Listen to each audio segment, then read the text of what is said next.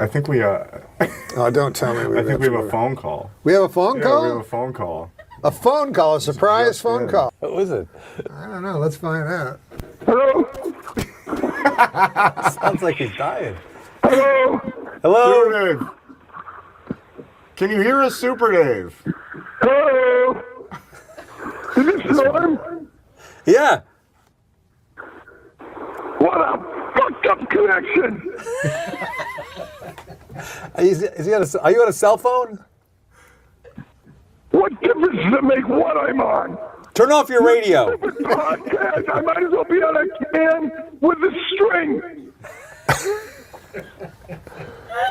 Super Dave. So amateurish. Super Dave, during the commercial, Kevin and I were recalling the first time you ever met. Don't recall anything. This is What? so out of line. Did I recall something? Listen to me carefully. First of all, I'm talking on an echo. Are you in the desert? No, I'm on Palm Springs. I'm out. Doesn't matter where I am. Sounds like he needs help, wherever he is. Well, Kevin Nealon is with us. I love him. Do you know something? That the two of you are my favorite all-time Canadian comedians. Do you know that I introduced you and Kevin Nealon to each other? Yeah, I do. I know that. I knew a lot of things before you started doing this stupid podcast. Do you know that I introduced you on... Listen to me now. I have a question to ask you. Oh, okay. A question. Okay. Excellent. Okay, listen to me carefully. It has been documented that twins, when one twin gets a mosquito bite, the other itches. If a twin has an allergy, the other sneezes. Why didn't Jared Collins... Fortunately, we can all finish the joke.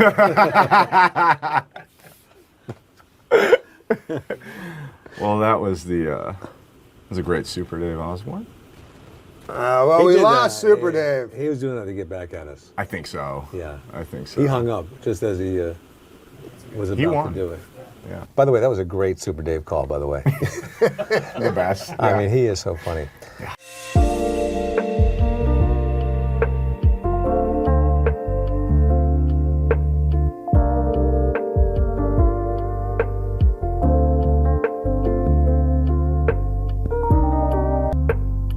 The phone is ringing. Soon Super Dave should be answering from the desert. Phone ringing right now. Hello? Bob! Super Dave! No. Where did you go? What are you in a grocery Stupid store? show cut me off. You broke away in the middle of a great joke.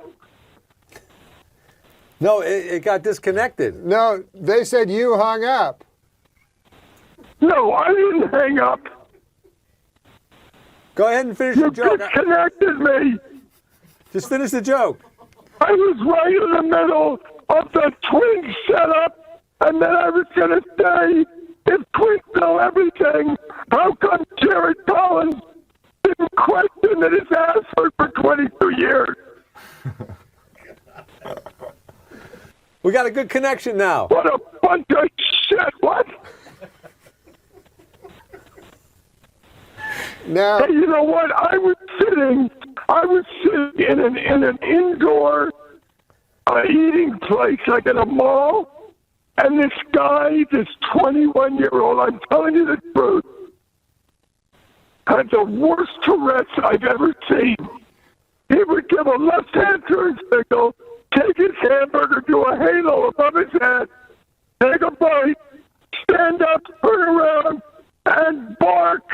And I realized two things. One, he would be the greatest third base coach in the history of baseball. And two, more people were watching him than North MacDonald. Hey, let me ask you a question. Do you realize that Jody Arias has been on television longer than McLean Stevenson was after Matt? He says Jody Arias has been on TV longer than McLean Stevenson. He doesn't know. No, I have no idea. You have no idea who either of those people are. No, Jody Arias murdered her Allegedly abusive husband. While he Why did you bother to call me McLean Stevenson with this? Long-running star of Hello, Larry. Oh, hello, Larry. What's that, Super Dave? Are you still on the air? Are you still on the air? I don't even. Yes.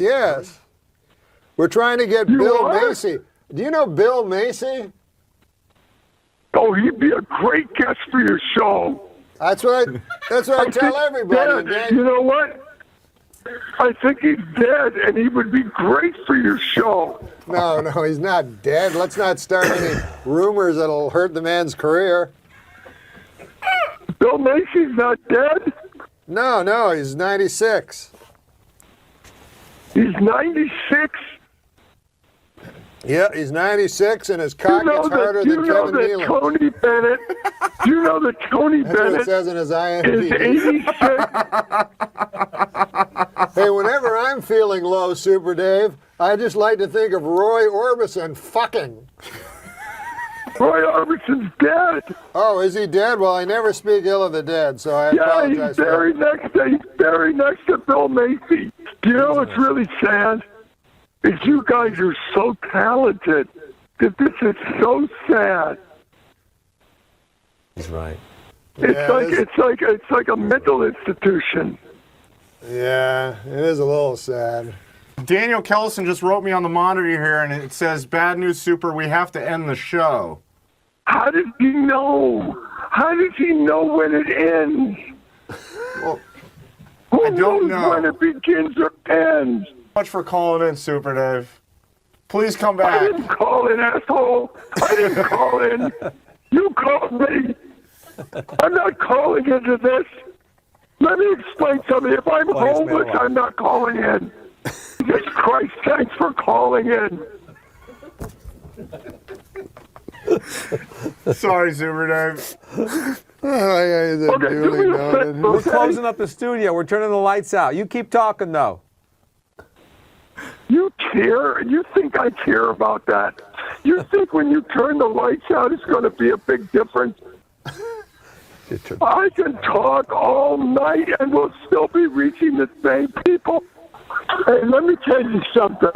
Why don't you get something that is semi-professional? You're a bunch of asswipes right now.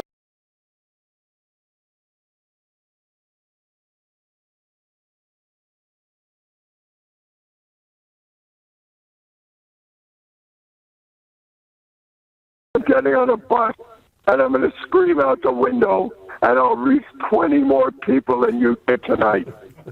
I'm telling you, don't ever call me again. Don't ever try to get a hold of me. I will never do this show again as long as I... You know, are these street jokes? No. So you wrote them? They're not. Someone wrote them. No, I'll just read it then. Yeah. When you're single trying to attract a partner, it's important to project the qualities you desire, which I understand, but boy, oh boy, have I had to suck a lot of dick lately. That's sort of like a Bobby Lee joke. It is a lot like a Bobby Lee. All right. What about this one? This is for you. Here's one for Bobby Lee. I don't want to know no more dick sucker. No, sir. And then I also said that I sucked my cousin's dick. Yeah. Can I say that? That's a sharp left turn. Yeah, which I didn't know there was a camera on. Okay. Right? Yeah. And I'm not gay, but in high school I sucked my cousin's dick. Yeah, sure. Boy, was it hot outside today. I went out to buy a California Pizza Kitchen signature pepperoni frozen flatbread, and by the time I got home, it was perfectly cooked and entirely eaten. 100% true. Oh, you ate it. See, I love Wait, Bobby stop. laughs. I love the laughs. It's just weird, right? Some of them are odd. I'm not going to lie to you. This is a joke. Well, some of them. But this is a joke. I think technically. Like an observational joke? What about this one? This is a short one, fast one. Okay. I signed up for my company's 401k. 401k. I'm sorry. Yeah, no. I fucked it up. No. Don't give me a line reading. I give me a line rating. I didn't know what 401k was, so I thought. I mean, you give me a line rating and then you touch me. That's Well, you're very I know, soft. I know. I signed up for my company's 401k, but I don't think I can run that far. It is a long way.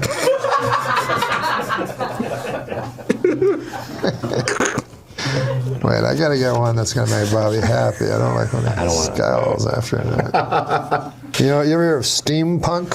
Yeah, I like it. Oh, you do? Yeah. Well, there's a joke for you. I wouldn't call myself a fan of steampunk, but I will say it's the healthiest way to prepare punk.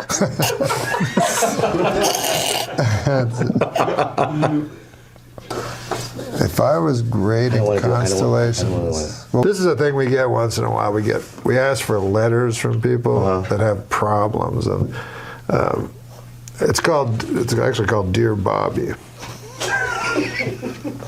So this one says, Dear Bobby, I am in love with 2 boys and don't know which one to marry. First there's Andy. He's sort of blonde and sells insurance. Mama likes him, which helps a lot. He's very reliable and seems anxious to get married. Then there's Tony. He's dark and sort of gives me the creeps, but they're awfully nice creeps. I don't know which one I like best. In the daytime, I like Andy, but I believe I like Tony better at night. Which one do you think would make the best husband for me? Andy or Tony?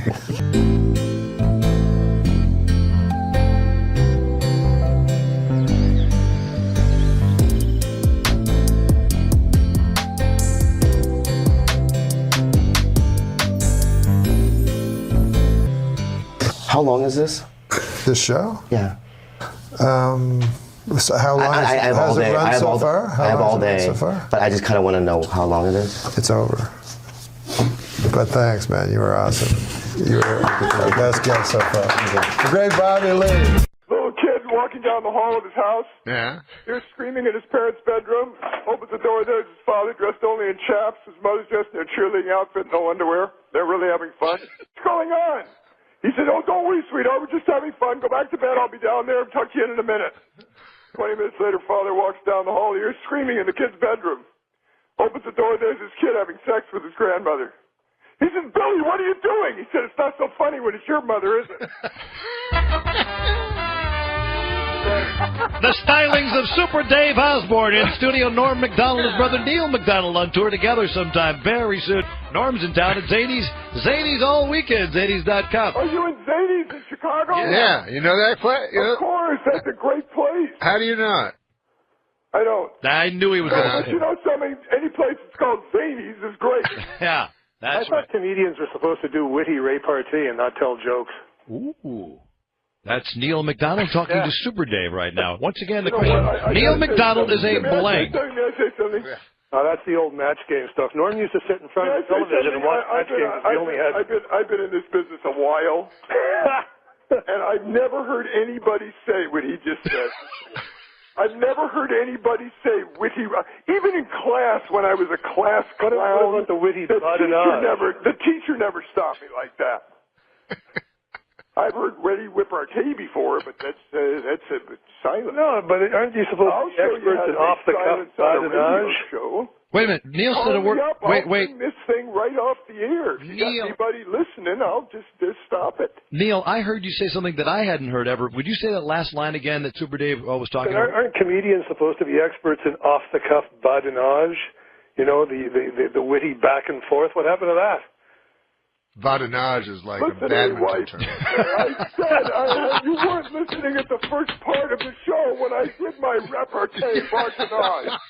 Whatever the hell you're talking about. Badinage. But Norm, it was so funny. Norm, as like a real friend, you tried to explain to me in the studio, he was going like, it's like a badminton game, you know? It's like, it is a badminton term originally, yeah. Then why didn't you say badminton?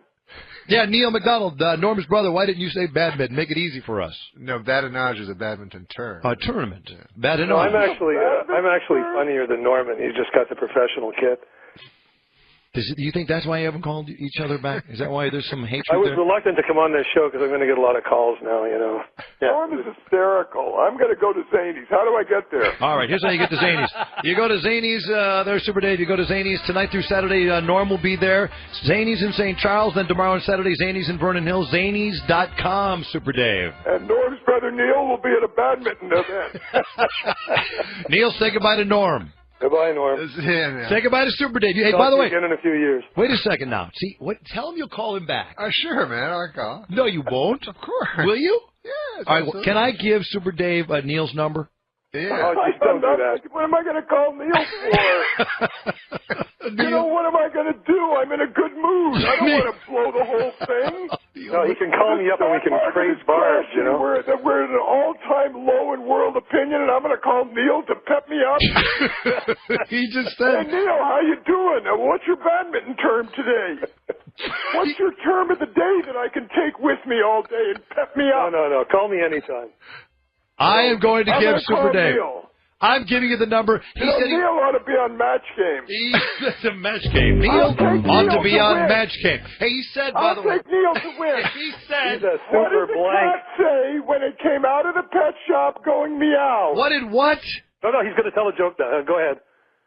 It's going to be good. Norm, you know what? I don't know how you wound up funny. That's all I can tell you. I have no concept. You must have run away from home when you were 3. Do you have any other funny brothers and sisters? Just get them all on the phone. We could destroy Brandmeier forever. Oh, wait a minute. I want to hear the joke, man. Go No, ahead, so do Neil. I. Come on, Super. Tell me the joke. You have a joke, Neil? Yeah, I want to hear it. No, he said, do you have a joke, Neil? No, I'm not telling Neil another joke. No, You would have to pay me. All right, Neil. Yeah, I do. I got one. Tuesday. Come and pay him. I got one.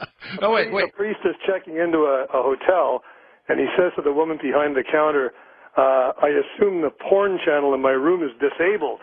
And she says, no, it's regular porn, you sick bastard. The comedy stylings of Neil MacDonald, Norm's older brother, Super Dave Osborne, blown off the map today by that. Wow. Hey, Super, let me hear you. I have a joke. Yeah. Oh, Norm's got a joke. Wait a minute. Here we go. Go. A dog walks into a telegraph office where they send telegrams. Telegram office, right? And so the guy says, "Okay, what do you want your telegram to read?" So the dog goes, "Woof woof woof, woof woof woof, woof woof woof." And then the guy goes, "Oh, I notice you have 9 words. Do you want to put an extra woof like it's for free?" And then the dog goes, "No, that wouldn't make any sense." You know, I love those big dogs. I gotta tell you, I love them. Because he'll do that at the dinner table too. Hey, here's one. A guy's having trouble with his wife, so he calls his best. Hey, Neil, are you off the phone? Neil, will you get off the phone so Super can tell his Yeah, joke? I just finished writing down that great porn joke, Neil. I won't have to put my finger in my mouth if I get sick to my stomach I told anymore. you I'm not a Okay, here it is professional. now. A guy's having trouble with his wife, so he calls his best friend. He said, "You got to meet me at a bar. I got to talk to you." So they go to a bar. He starts drinking. He drinks so much he throws up in his shirt. He says, "Now what am I going to do? I'm going to go home. She's going to scream and she's probably going to hit me." His friend says, "Don't worry about a thing. Tell her you had one drink. The guy next to you overdrank, got sick, and threw up in your shirt. And to prove it, he put $10 in your pocket to get it clean. I'm putting $10 right in there." He said, "You're brilliant." He goes home. He says, "I'm home." She comes downstairs and starts screaming at him. He said, "Listen to me. I had one drink, but a guy at the bar got sick, threw up in my shirt, and to prove it, he put $10 in my pocket to get it clean." She reaches in. She says, "There's $20 here." He says, "I know. He also crapped in my pants." Super Dave Osborne. Super Dave Osborne. And Norm MacDonald in the studio and his fabulously funny brother Neil MacDonald in Washington, D.C., award-winning journalist.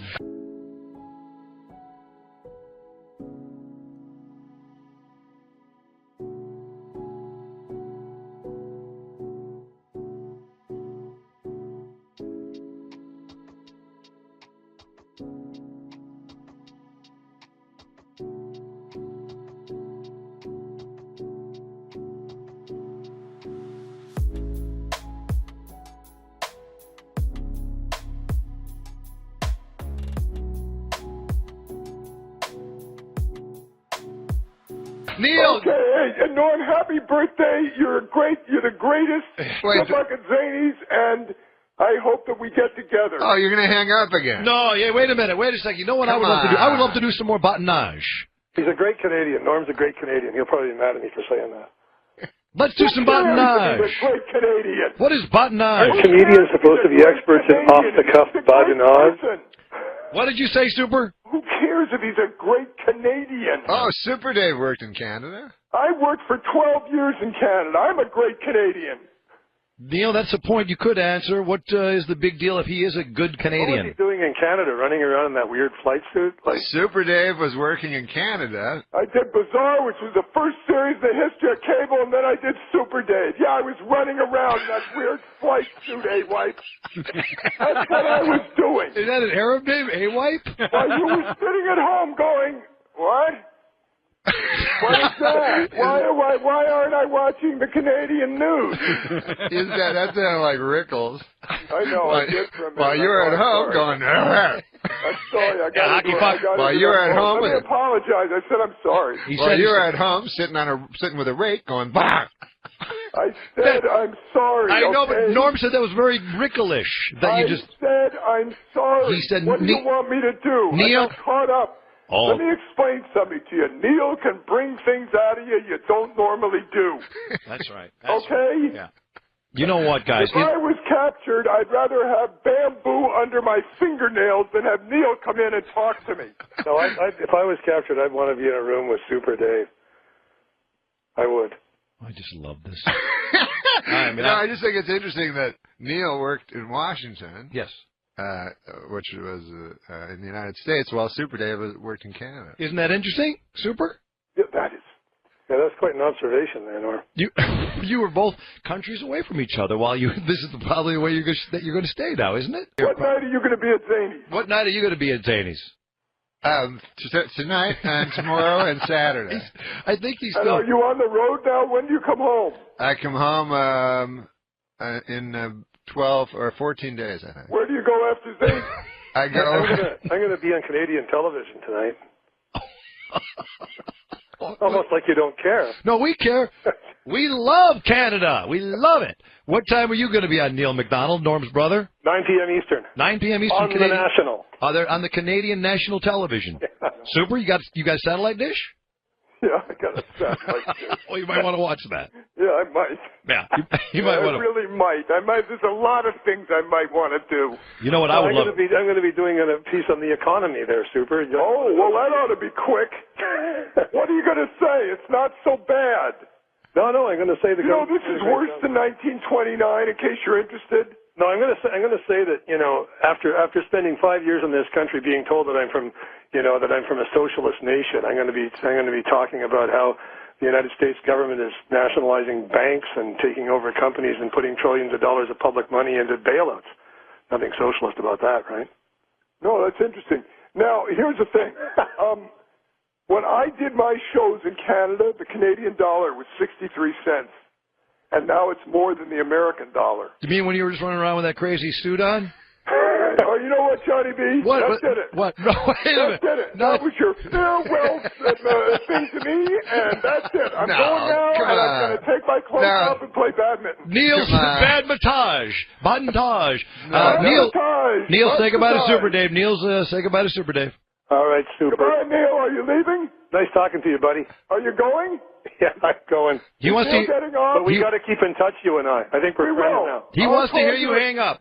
What? He wants to hear you, Neil. He wants to hear you hang up. So go I'm ahead. not hanging up. No, Neil is. Our next panelist for Broadcast Minds began his career in stand-up comedy, and his early writing work for Roseanne and Dennis Miller opened the door for him to join the cast of Saturday Night Live, where he was the anchor of the Weekend Update with his trademark line, "Now the Fake News." You can catch him on the Video Podcast Network's Norm MacDonald Live. Help me welcome the incomparable Norm MacDonald. Thanks for coming, man. Thank you. And now for the moderator. Tom Green is one of the most unpredictable comedians on the earth. He's was the host of the Tom Green Show on MTV, and he's a pioneer of internet television, doing a live daily show from the comfort of his own living room, Tom Green's House Tonight. And he's also the host of the current show on Access TV, Tom Green Live.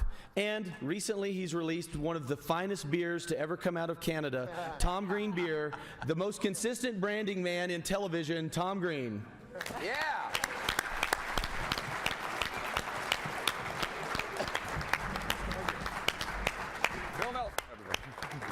Hey, how are you, Norm? Hey, Callie, how are you? Chris? Hey, how's everyone doing? Welcome to the Broadcast Minds panel. You guys ready to have a good time tonight?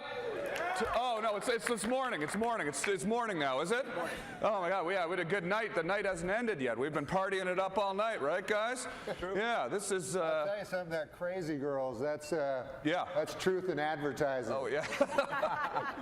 So this is exciting. We're going to have a conversation here today about television and broadcasting. And what's exciting about this is everybody here has taken their passion in life and turned it into something amazing. Yeah, and we've all built our own little television studios as well, right? Yes. All four of us have built our own little television studios using consumer electronics, new technology. TriCaster. Norm, you're doing the video podcast network and the NORM MACDONALD live show using a TriCaster. Callie, you have a TriCaster. You have a TriCaster. Is it more fun doing it on your own, producing the show yourself? Your new podcast is completely independent, and or do you prefer broadcast television? No, I prefer narrowcasting because, like when I first came to Hollywood, I met Richard Pryor, and I remember he said this thing. He was like, because I said, everybody loves you, and he's like, I can't do Richard Pryor, but he's like, no, they don't. Yeah. I'm doing Cosby. He said, no, they don't. He goes, what? He goes, only 1 in 10 people even know me, and only 1 in 100 like me. He goes, but that's enough. Because it's, and I thought about it's like 3 million people, and so that's what's cool about like you having your own narrow casting thing is that only tune in for you, So if I go on Letterman, they're going to see Letterman, they're tuning in to see Letterman. I'm the guest. They might like me, they might not like me. I don't know about that. Everybody likes you, right? Everybody likes you. But when you were making Saturday Night Live, when you were on Saturday Night Live, there was all this preparation, writers, and all sorts of people involved, executive producers, and now you can just do it all yourself. Is that process more fun and making the show more fun? I like doing everything myself because I'm like you, a stand-up. So we started completely independent, and completely responsible for bombing or doing well, Yeah. And so that's how we start. We grew up in stand-up, so it was funny, what Chris was telling me. I just read a book from when I was a kid called Future Shock by Alvin Toffler, but that's what he talks about. It's an amazing book, but he says, like, in the future, which is now, that people that don't understand technology will become obsolete, and they'll get future shock. Yeah. We're almost there. Yeah, we're there. Callie, has and he said they'll have an enormous amount of product, and that's I was just talking to Callie backstage. She has so much product, it's unbelievable. Review units, gadgets, technology. But hundreds of hours. Oh, yeah. I've been doing it for about 8 years. So you've now built a large facility in Dallas. Yeah, as Philip said, we started out really in a bedroom in a house, like a lot of YouTubers or online content people. But we've been able to grow over the years. First, we went into a 4,000 square foot studio that we leased. Now we've bought a building that we can really customize, make it state-of-the-art technology. It's gonna be geek heaven. Bought a building. That's pretty cool. I know. Yeah. My kid, when I was a kid, I wanted to be a sports guy. Grew up in Canada with you. I wanted to be a sportscaster, do hockey. But you know what my kid does? He's only 10. He does a podcast. Nobody listens to it. But he does it because he loves PTI, so he does like a sports podcast, and he'll have that, you know, that Malcolm Gladwell thing where if you do 100,000 hours, you're an expert. He's doing like, 20 hours a week, like nobody's listening to it. Yeah. But he's getting better and better. Like, it's amazing. I would have loved that when I was a kid. Wouldn't you have loved that? Oh, yeah, absolutely, yeah. Who are some of the guests that you have coming up in the new season of Norm MacDonald Live? Oh, we got the great Fred Willard. We got Larry King. We got Ray Romano, the great Ray Romano. Hey, we had Mickey Rooney booked, but yeah, we would have been the last guys. Was he really? He was booked on that ticket? Yeah, he was booked for the next week. Yeah. Oh wow. Yeah. Now, I didn't mean to bring everybody down. He had a good life, you know. Yeah, sure. Yeah, is there stuff that you can talk about on the show? Does this conversation go off in crazy directions that you wouldn't take it? Well, you know, the interesting thing is, like, when you have no notes from censors or anything. So the first shows were like, practically pornographic. Yeah. Like, you just say anything that comes to your mind. So you have to, censor yourself. Like, you have to decide who your audience you want to be, who they are, and where you want to go with it, and then you have freedom. But you have to, you have to sort of give notes to yourself. Yeah. Like, there was a great Bob Dylan line. He said, what do you say? If you live outside the law, you must be honest. Yeah. You know, so that's what I think. Like, if nobody's telling you what to do, you gotta do it. You gotta tell yourself what's right and wrong. You know. Right. Yeah. Now, Callie, it might be interesting from your perspective to tell people like how you've built up what you do from scratch. You started this in your house, and she makes money. And you make money. Yeah. We use a service called Patreon, and I don't know how many viewers are out here right now, but we have so many people who are willing to support the show on a monthly basis just because they love what we do. They get the show for free, and they will always get it for free, but they continue to just give us money because they love it. And they want to be part of the family. Patreon? Patreon, exactly. Chris, you like using Twitter? I do use Twitter. Norm, you like using Twitter? I use it all wrong, but we all enjoy using Twitter. How often do you tweet, Norm? I notice you. I follow you on Twitter. Yeah. You're often tweeting in the middle of the night. Yeah.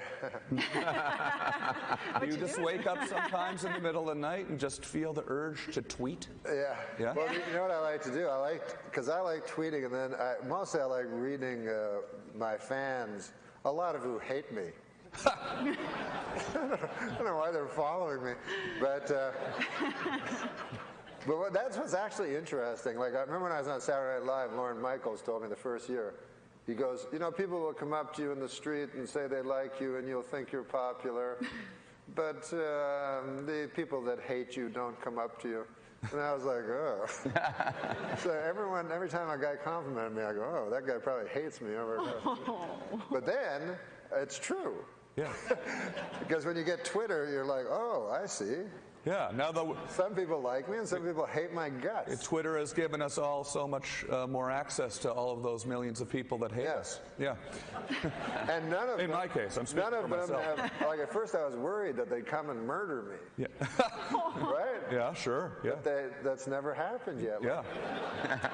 It seems like when they break down the barrier between the fans and the performers, the psychopaths they like that. Yeah. I hope Chris pulls a rabbit out of his hat later. Yeah. I pull it sometimes out of my ass. I know people that have gotten, when Twitter started, they got TV shows because they had 4 million followers. And they go, the TV network goes, oh, 4 million people. Well, we'll watch the guy's show immediately. It doesn't work. I know a headline magician in town that literally buys his Twitter followers. Yeah. I won't say who it is. Wow. But buys his Twitter followers. You've inspired me in so many ways because of what you did, you know, back in the day before it was popular, before people were doing it, you know, was really something. Tom was before his time. Giving people the opportunity to kind of control your destiny, right, with a camera. I just say never build a TV studio in your living room. Never do it. Do it in a park or something before you do that. But don't you find also being before your time, like you always are, doesn't pay a lot? Yeah.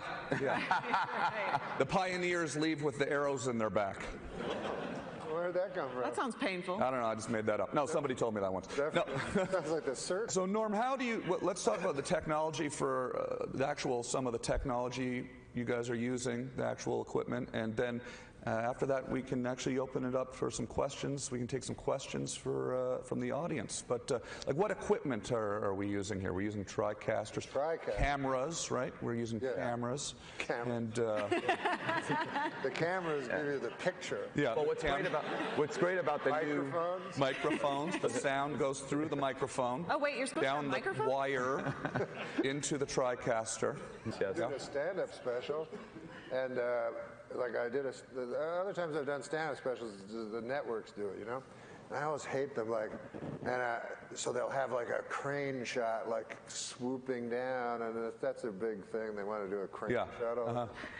And it's just me. Doesn't distract the audience at all with the crane. Yeah, so you're trying to do a joke, and a crane's coming at you.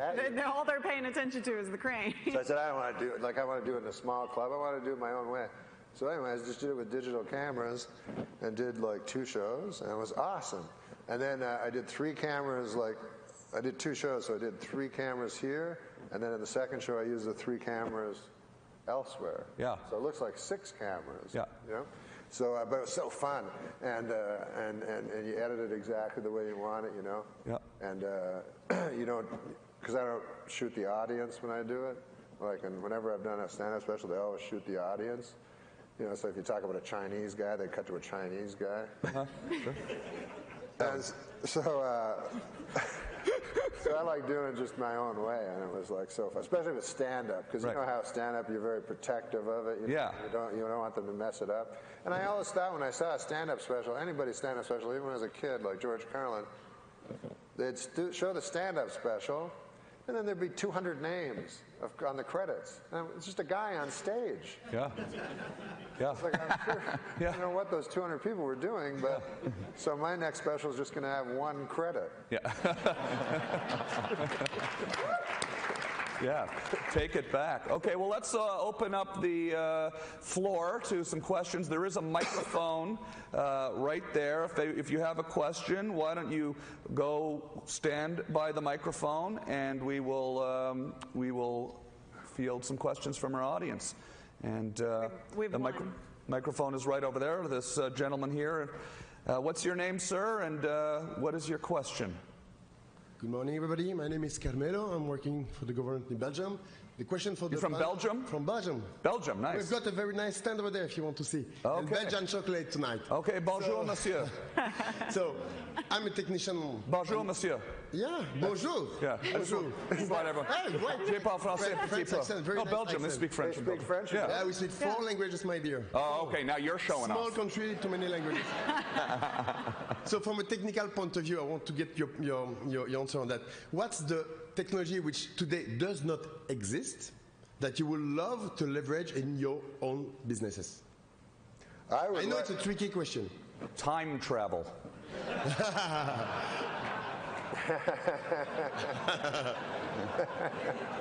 I cannot make this one. We all have time travel forward. Yeah. Yes, that's. Actually, we have time travel backwards because what is on YouTube is always there. Whatever you do is always online, right? That is a good question. You know what I'd like to do is Sims, because I do a lot of. I'm a degenerate gambler. But this guy showed me how to do Sims, you know, which is like you play the game. If it's a basketball game, you play the basketball game 10 million times and see exactly what will happen. Yeah. And so I've become obsessed with Sims. And then this other guy told me, like, I'm so into Sims. But this guy told me that he thinks that all of us here, all of life, is a sim. Because he said, like, a computer will have the original, and then, of course, you have the 10 billion sims, right? So the chance that you hit the original is almost zero. The chance you hit the sims is like almost 100%. So he said the odds are that we are a sim. This panel is not actually happening right now. No. Or it's happening. It's a pale, like, variation of an actual 4 really cool people. You know what would make things a lot easier is lighting. Like, I find lighting enormously burdensome in everything I've done. You know what I mean? Yeah. Everything about video is a burdensome production. But if there was, like, some of these cameras need less lighting now. Oh, yeah. And I wish they'd come to a day when there was no lighting necessary, because... It's radio. A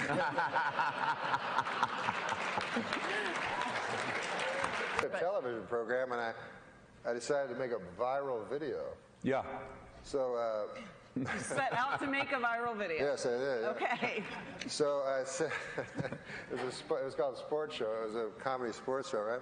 So I just went to the basketball court and threw a basketball from full court for like 5 days. Yeah.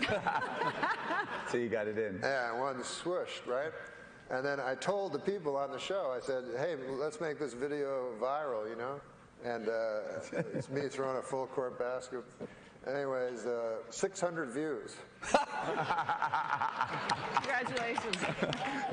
So that's what they're saying. Like, you can't. Well, you know, maybe it just hasn't caught on yet. It could explode tomorrow, you know. It could. Yeah. Okay, here we have another. We have a guy over there. Oh, going. Oh yeah. Oh, you want him to ask? You prefer him? What? Being polite. Oh, they have Mike over there too. Look at that. Oh, there's a guy. This is the guy over there too? Yeah. Yeah, okay, good. It's technology. Okay, you go ahead then, yeah. Hey, I'm Nick from Arizona. I was just wondering if you had any tricks or advice to procuring talent, guest talent, like you went from interviewing people on the street to being able to interview celebrities, and any tricks to bump up? He just interviewed Dan Rather, by the way. Yeah. Yeah. Very nice. Yeah. Well, it's you know, Norm knows. I tweet them. Yeah. Okay. Yeah. How did you get Ray Romano to come do your new show? Him? Yeah. Like, you know what I do? I don't tweet them. I just go like, hey, man, Ray Romano would be cool to have on the show. And then it says, @Ray Romano. So then they send that all to Ray Romano. They go, oh, why don't you come on the show, Norm Show, and stuff like that. Ah, that's a good idea. I tried that with Arnold Schwarzenegger. It didn't work. Tom, how do you get, because you have some amazing guests, how do you procure those guests? Well, when I started doing my internet show, you know, it was a few years ago, there wasn't as many podcasts and things, and I reached out to people that I was just a huge fan of, and at the time there wasn't as much competition to get people, and people like Norm would come do my show all the time, and eventually we... One time I went on Tom's show. I did the Tonight Show. Remember that? Uh-huh. I did the Tonight Show, which is taped at 5:30, and his show is live at 9. So I did the Tonight Show with the band Pitbull. Remember? Yeah, hell yeah. And then I took the band Pitbull, went over to Tom's house, did his show, which went on before the Tonight Show. Yeah, we scooped him. So basically, Norm brings my guests. But, you know, don't be afraid to ask people. And, you know, if you're, you know... People like talking about themselves. Yeah, yeah, absolutely. Look at us. We're all up here. All right, now your turn. Thank you for your question. What's your name and...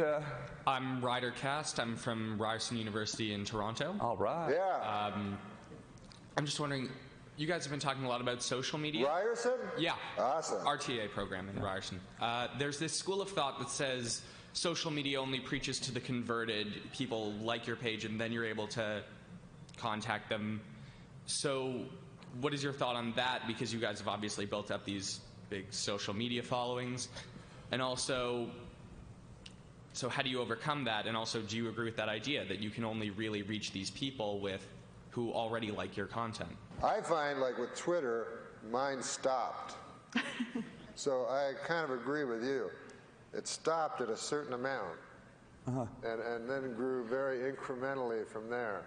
You know, but maybe you should like oranges instead of bananas. What? Maybe you should like oranges instead. How do you know that? That's his Twitter bio. But yeah, I don't know how. I'm with him. I don't know how the fuck. I'm sorry. No, it's we're all big boys. Okay, so let's go over here. Thank you for your question, Ryerson. Okay, let's go to this. We'll go back and forth now. Yeah. Hi, I'm Neil Scott from Calgary, Canada. Hey, everybody's from Canada. I'm feeling left out. A lot of Canadians out here. Okay, Too my many. comment, my question is prompted by what Callie said earlier about content that you put out there stays on the internet forever. So the question I have for all of you is, how do you manage content that's out there that no longer fits your brand or you wish you hadn't said in the first place? Yeah, like I never should have humped that dead moose.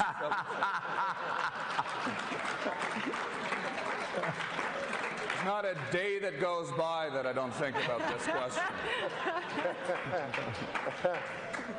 And also, you know, if you do, like, because I do stand-up like Tom, we go around the country, and so radio stations will interview, you know, you do like 4 or 5 radio stations in the morning, and then they have their cameras, you know, and that goes on the internet. So wherever you are, and you're in the morning, and you don't know what you're talking about, you say some crazy thing. Yeah. Then it's on the internet forever, and then, you know, whatever. It's actually a problem, really. It really is, because there's so much video. Everybody's filming with their cameras and their cell phones all the time. It ends up really kind of watering down what you want people to actually see. And when they search, you know, they don't know where to look. So, you know, you have to sort of learn to On the other hand, when I go on the internet and look on YouTube and stuff, like for somebody that I like, I want to see everything. So, you know what I mean? I want to see the bad stuff and the cool stuff, like, because I get addicted to YouTube. You know what I mean? Like, I'll watch and I'll go, I got to remember that motherfucker over there. Like, on those. But, you know, they got that side thing. I go there next, and I watch that for 10 and I'm over there, and then it's 5 in the morning. And I start tweeting. Chris, what's the YouTube videos that have got the highest views for you? I think for me, it was The Walk on Water. I think it has like 50 million, and then collectively there's over 250 million views. But yeah, I mean, it's just an interesting world that we live in, and it's you know, there's Funny, a lot of Jesus walked on water, not one hit. We have time for a few more questions, so let's go ahead with your question. Let's see if we can get these last 3 people in before we run out of time. Okay, hi, my name's Jennifer Dines, and I work at a public access station in Portland, Oregon. And so, thank you. What we need to do is get people to create their own content and encourage them to come up with their ideas and then see them through to the end. We also have a TriCaster 8000, so that's a good start. But no matter how much technology we have, if their content sucks, no one's going to watch it. And so I guess my question is, how would you teach a public access class? How would you get people to make their own show and have it be of some substance? Oh, Tom, you could answer that. Well, you know, it's like we've been talking about. You need to start with, you know, something that's interesting. Yeah. You know, it has to be interesting. That's, you know, it doesn't necessarily have to be funny. It doesn't necessarily, but interesting is always good. I would say start by humping a dead moose. We've already done that. But we've even had the naked guy, and you know, just didn't. Oh, this sounds like a good show. That's my kind of show. But you know, just people will have to just think of something that people are going to want to watch, and you know, that's what I'd say. What do you guys think? Maybe there's too much information. Yes. Maybe there's too much stuff already. Maybe there's enough. Maybe we can stop. Yeah. So Stop all the answer is do nothing then. Yeah. That would be the yeah. Okay, thank you. Thank you. We have time for one more question. We have a minute left. We have to wrap We this can up. do two. We have two more questions. That was basically my question. What could or should be the future of access television? So she kind of asked that, so I'm willing to pass it on to the next guy. But unless you want to say something. I mean, I guess, but I mean, in all seriousness, you can spend too much time figuring out how the cameras work and getting everything lit right and setting up your set, and you forget that you still have to have an interesting conversation. So, go. Hi, Gary Robinson from LA. I was wondering how you utilize the live streaming abilities of the TriCaster to interact with the audience, or do you mainly use it for podcasting and post-based stuff? How do you guys? I mean, really, you can use the TriCaster in so many different applications. I've used it to have, to roll in content, to have people participate that are at home on their computer. You can. It's really endless what you can do with that thing. The virtual sets, just so many ways. Pre-tape, live. Your show's live, right, Norm? Yes, it is. I'd like to get what's a virtual set? Virtual set is basically a green screen that you can have. You can create one from scratch, or you can use. No, I understand green screen. Yeah. Then what you did with the news. Yeah. Exactly. Yeah. Okay. Well, we are out of time, but let's take our one last question, and we cannot do the question.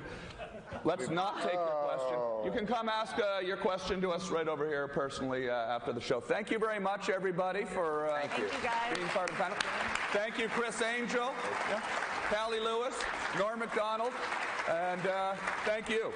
And make sure you check out Tom Green's show at the Hard Rock, Chris Angel at the Luxor, and everybody else online. Thank you, guys. We appreciate you guys being here. Awesome job.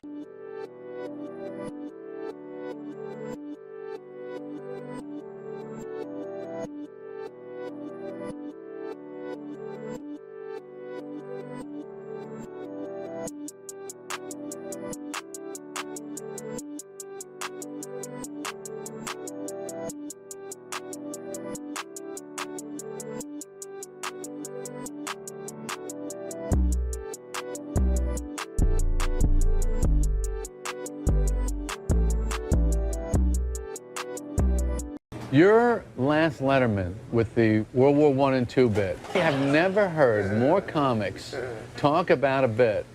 And I heard that you put a lot of work into that. Goddamn right I did. But didn't he do the Hitler bit too about it? Where Germany challenges the world. And then they fought the world again. Yeah, those are comedy. Isn't Hitler a comedy killer, though? Wouldn't that be one of those things? That No, you you kidding me? Well, Hitler's like, there's no comedy killer nowadays. You know what I mean? Not anymore? I feel like just the opposite. I feel like there's almost fake shock sometimes where it's like people, you know what I mean? So it's like, that's almost like a comedy helper in some ways. Right. Not the way Norm did it. That was a different bit. But he had a great joke about I don't know if you guys are here. He goes, I got no problem with, North Korea. I never lay in bed. They try to scare you on the news, He goes, but I never woke up North Korea. I hope they don't get me, And nobody really laughed, but you hear Letterman cackling in the background. And you realize it's just with Norm, it's all, you are being fucking played. When you think he's bombing, it's all a big setup to the fucking, in a year, he's going to have the perfect special ever. You might as well sit with Norm and just keep a smile on your face because you don't know where you are in the joke. There is one country that worries me, though. Not Iraq, not Iran, not North Korea. The only country that really worries me is the country of Germany. I don't know if you guys are history buffs or not, but... Well, I did see that Norm was Letterman's choice to be his last stand-up. I thought that was pretty. That was neat. a funny bit too about that was great. World War II.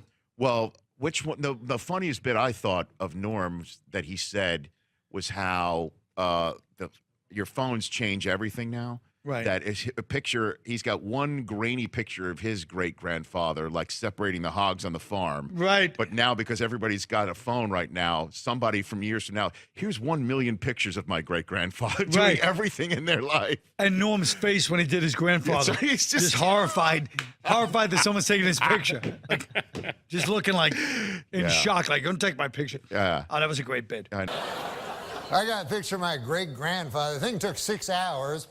Take your picture, and there's a picture of my great-grandfather, one. They only had, every guy had one picture back then. And it's just him like.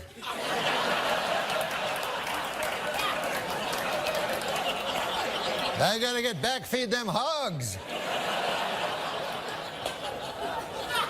Who's gonna feed the hogs? So my next big hero after Letterman's got to be Norm Macdonald. What did you learn about his set for his last appearance? Well, that is hands down every single person that I talked to. I asked them what their favorite appearance is, and like no joke, Norm Macdonald was what everyone pointed to. And my editor kept saying, you got to cut this down. Like, it's just over and over again of people saying Norm's great. And I was like, no, it really was that good. Like, it has to be the longest part of the book. Nice. Now I'm really going to get the book. That's awesome. And so Jerry he was Foley. lying to you before. Now he's really gonna buy it. yeah, now. And well, that's because I said I never send them for free. So now it's like, I mean, I know I'm supposed to. It kills my publicist. We're off topic already. But my publicist keeps saying, you know, like, Iowa station wants to do a thing. Send him a book. And I'm like, what? I have to pay for those.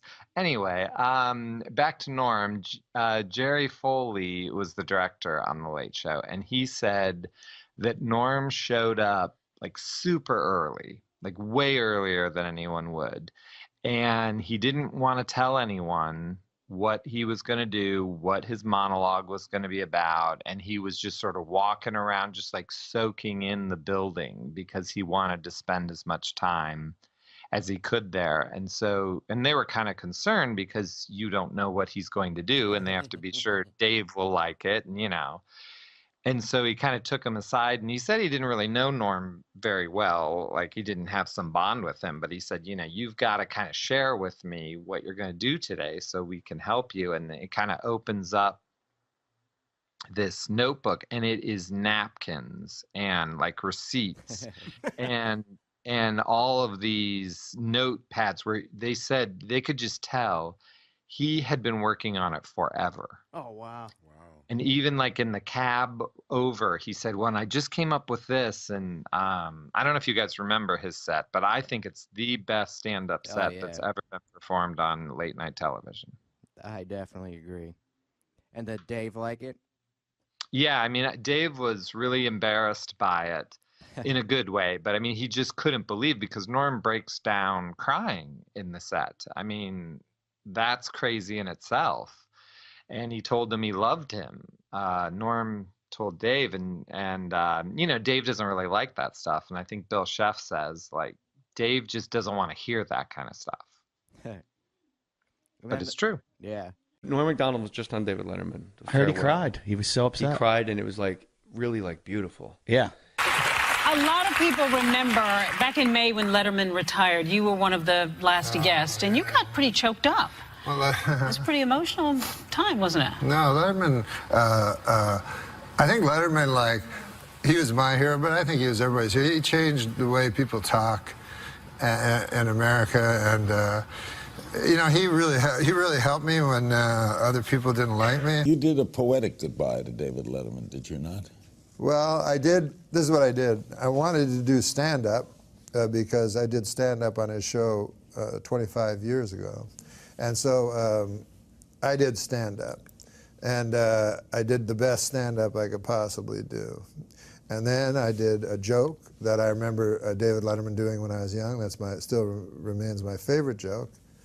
And then I got a little teary. I choked up. I didn't realize I was going to choke up. And then I certainly didn't realize I was going to tell him I love him. I said, I love you. He was emotional at saying goodbye to you on the show. At the time when, and like Conan suggests, I didn't know he was ill, so surprised. In thinking about that moment, he must have known a great deal about what his future was and how long it might have been. I always took it as an enormous compliment that my emotional situation had affected him. Right. But now, to be fair, this guy knew more than just I was leaving.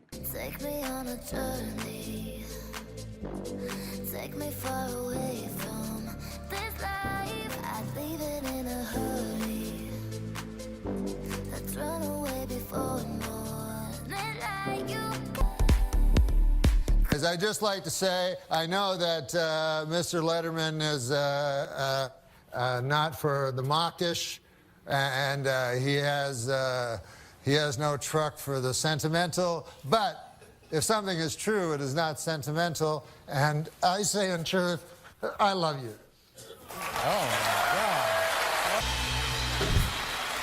Very funny, Norm. And thank you. Thank you for everything. Thank you. Norm MacDonald, ladies and gentlemen. That was very sweet, Norm. But, you know, look, I know it's wrong to objectify women. You know what I'm saying? Of course. But in our sexual fantasies, I think we do, as men, objectify women, don't we? Like, I always think of Adele, like, down on her hands and knees with an apple in her mouth. So, but that's better? Better than what? That's objectifying her. Yes, I'm saying I think we do that as men.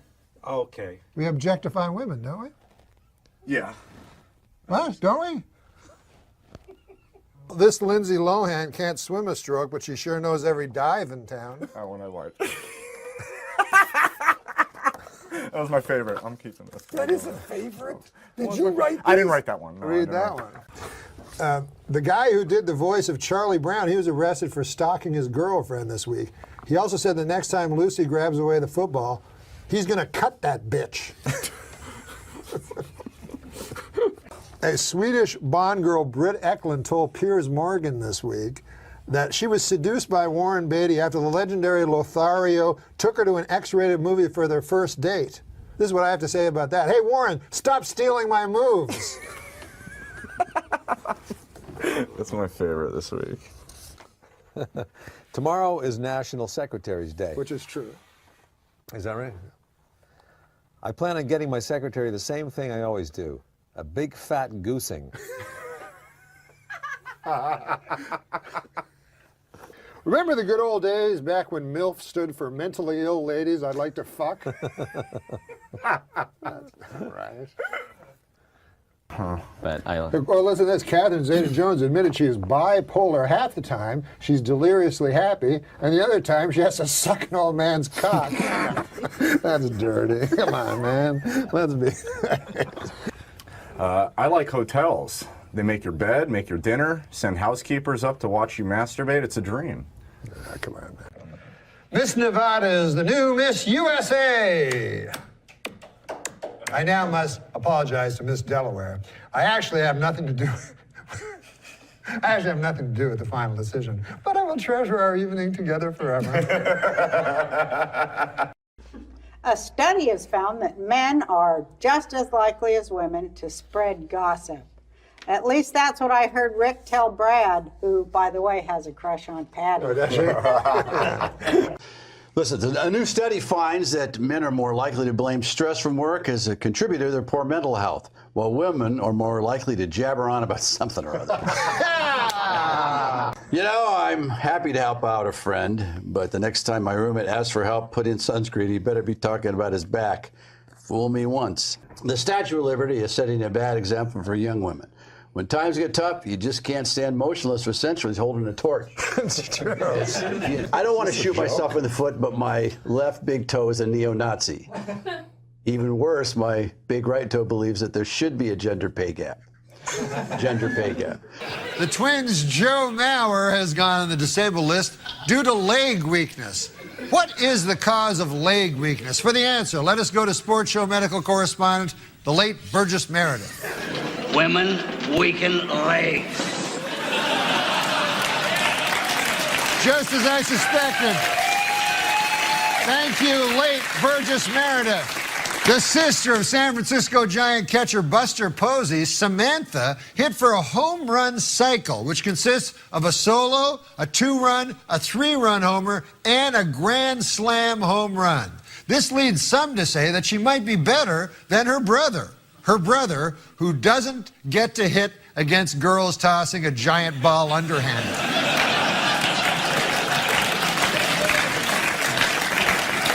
Former Philadelphia Philly and suspected embezzler Lenny Dykstra hired a cleaning lady via Craigslist, but when the woman arrived at his home, Dykstra allegedly stripped naked and demanded that she give him a massage.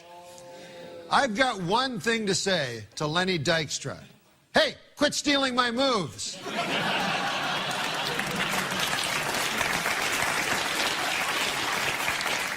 Washington Redskins lineman Albert Hainsworth was arrested on sexual abuse charges this past week after being accused of sliding a credit card through a woman's cleavage.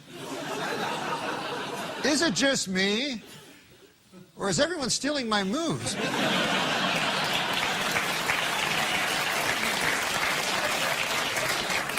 Well, a Boston Red Sox sideline reporter recently did a story on food at ballparks. One thing she tried was a chicken and waffle sandwich, which she nearly choked on. Now, there's a video of this piece, but my staff has not had any luck finding it. So that means it is time to turn to the sports show computer.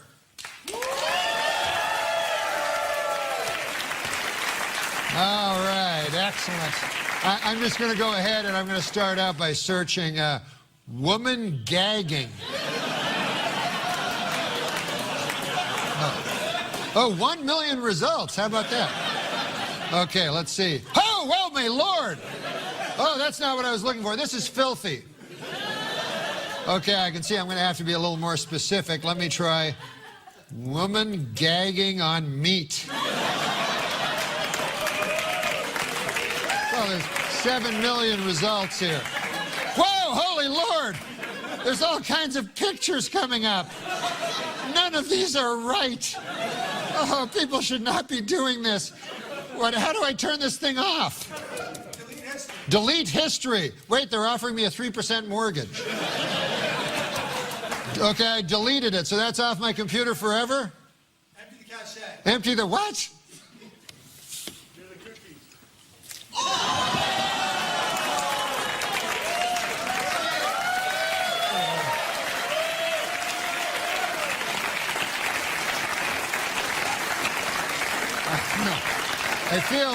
I feel filthy just touching my dirty computer. And the #1 book is The Rules. You know about this book? I've heard stuff about it. Tell us about it. It's The Rules. It's how to capture a man's heart. And it's for women. And it says all these rules that you have to follow, and you will capture a man's heart. And the rule #1, have huge breasts. Yeah, that guy likes it. Yeah. Because apparently men love women with huge breasts. They do. They like that. That's what they say. Not this character over here, Andy. Oh, me? Who do you think is attractive? I like Anna Nicole Smith. Oh, come on. You're You don't like her? Come on. You don't like Anna Nicole Smith? Come on, she's gotten heavy. He's putting me on. No, I'm not. I I saw a picture of her recently where she was really, really fat, where she didn't look good. Right, but you're talking about years ago when she was thin. Oh, okay. Not that long ago. Yeah, a couple of years ago. So you like big breasts? Yeah, I like big breasts. Does your wife have big breasts? She has normal size breasts. What, C cups? I don't know. I hear you talking about those. I don't follow those. You're in bad shape. Do you like Sally Struthers too? Oh, I did. You did, right? Yeah, that's your type. Oh my like God, blonde I and love buxom. Sally Struthers. Not anymore though. What? Well, you don't like her anymore. No, I don't like her with the flies around her. It's kind of a turn off. Newlyweds Tommy Lee and Pamela Anderson had their first argument this week. He wants kids, while she wants fake kids. This week, Rampage Jackson talked to a reporter before UFC 130. Black girls love me too, man. I get hit on by black girls all the time. I be like, oh, I be showing my nipple, I be doing my nipple dance. Black girls love me, man. Wait, what? You do your nipple dance? I wonder what other techniques Rampage uses to woo the fairer sex. Are you black? Part, yeah. I love all parts of you. Even the black part? What other part of you? I'm Jamaican, black and white. She's just making me horny. Wait, what? That line never works for me. I guess it worked for him. I don't know. She's hot, ain't she? That's why I gave her the interview. She's hot. Thank you, Rampage. I want a motorboat right now. Wait, what? That seems impossible. What? I don't know what to say about this. What do you think, Sad Bill Cosby?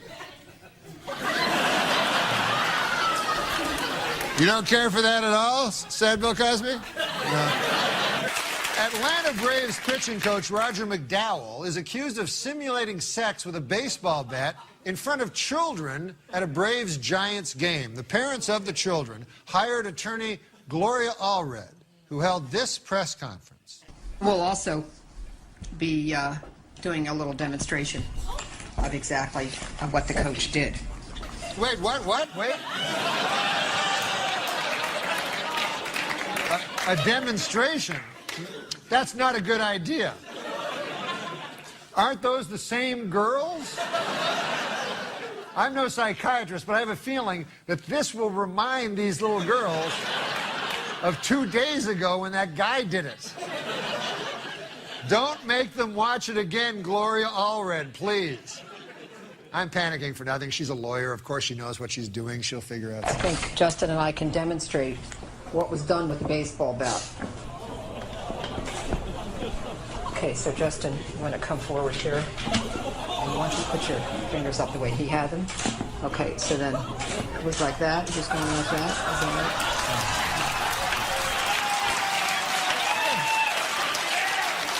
Wait, what? Wait.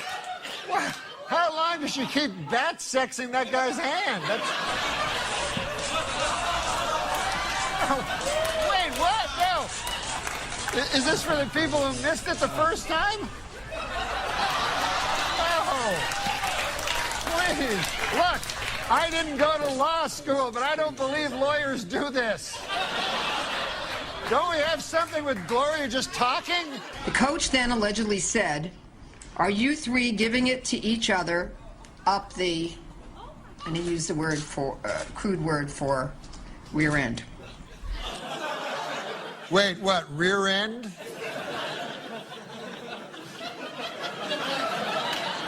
Now Gloria's getting all demure. Rear end, not like earlier when she was, no, don't show it again. All right, enough, no more, wait, what, that's over with. If I've learned one thing this week, it's to be a lot more careful who I bat my hand in front of.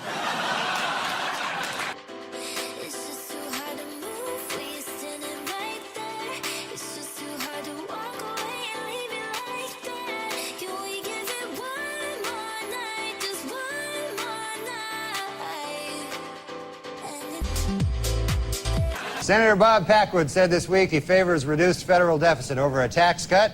Then he added that in case anyone was curious, he prefers nice legs over large breasts. The much talked about film Showgirls opened this week, and here's my review. Basically a high-budget porno film, Showgirls is a thinly veiled excuse to show lots of naked buttocks, legs, and breasts. On a scale of 1 to 10, I give it a 10.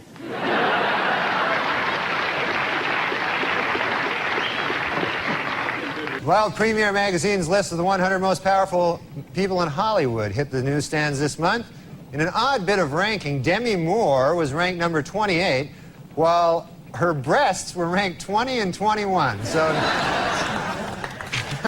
in an interview out this week, Demi Moore says she would like to have another baby, this time a boy, to go along with her 3 daughters and 2 huge breasts. Demi Moore is wrapped filming on G.I. Jane, in which she plays a Navy SEAL combat officer. Moore says that in contrast to other Hollywood portrayals of women in the military, her character will have giant breasts.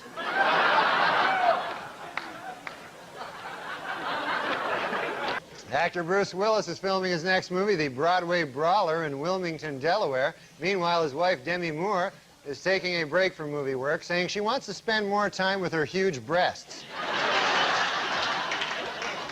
Hey, you ever wonder where, like, I always like saying phrases. Yeah, you definitely do. That make me sound smart, like Schadenfreude. Schadenfreude? Yeah. You know what that means? Yeah, taking joy in other people's pain or misery. Yeah. Post-sasso?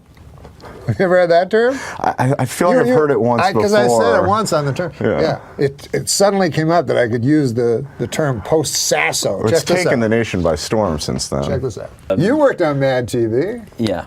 How long did you work on that? I worked for 7 weeks. That's it? Yeah. Is it the end of the run? For me. I mean, of the show? It was like after a lot of those, I think after Will Sasso and some of those people left. Post-Sasso. Yeah. P.S. But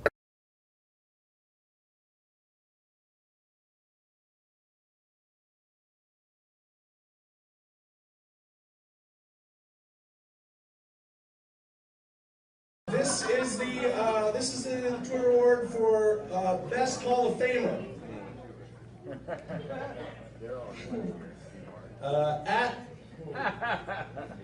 Going real well. At Albert Brooks. I installed the stripper pole outside my house. Haven't caught one yet. Steve Martin to go. OMG, President Lincoln has been shot. Wait, whoa, my internet connection is so low. At Alec Baldwin, how many friggin' times I gotta say it? 27, she's 27, geez. That's the girlfriend. At Al Yankovic, breaking news, Netflix splits off into a third company called Vernster, where you can rent nothing but Ernest P. Worrell movies for $5 a month. And at NORM MACDONALD, rest in peace, Amy Winehouse. We lost a true heroin addict today.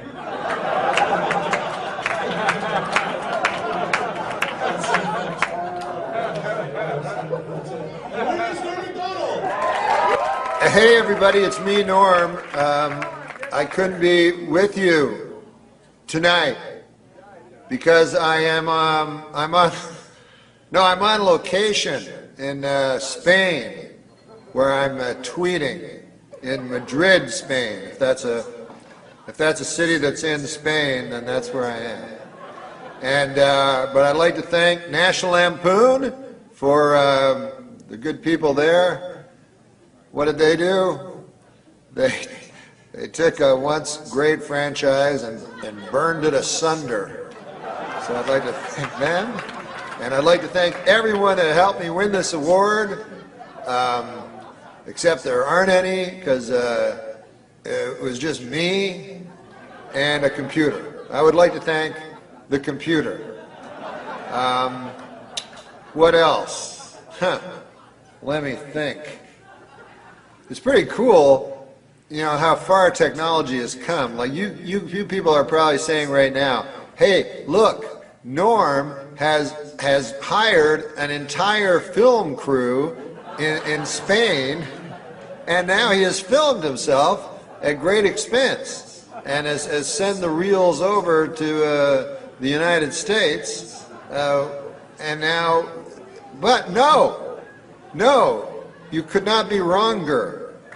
I am doing this on a telephone. What make you of that? I know, you're saying, hey, Norm, that cannot be right. A telephone is used for telephoning. People take a telephone and they telephone other people and they say, what time is it there? Where you are with your telephone, because it's not the same time here. But that is just the sort of Philistine pig ignorance I've come to expect of you animals. The fact is, welcome to the future. That's all I can say. Welcome to the future. And I myself love Twitter. I follow everybody, you know. I follow Shelby Firo, who, you know, who has her amusing, is angst a word? I've heard that word before. And I direct messaged her once. That's a true story. And she direct messaged me back. And it was either her or Chris Hansen. Who knows nowadays? But you can find anybody on Twitter. And I enjoy Eddie Pepitone and his tweets, which look to me to be the longest suicide note in history. But thank you for the award. And God damn, I'm telegenic.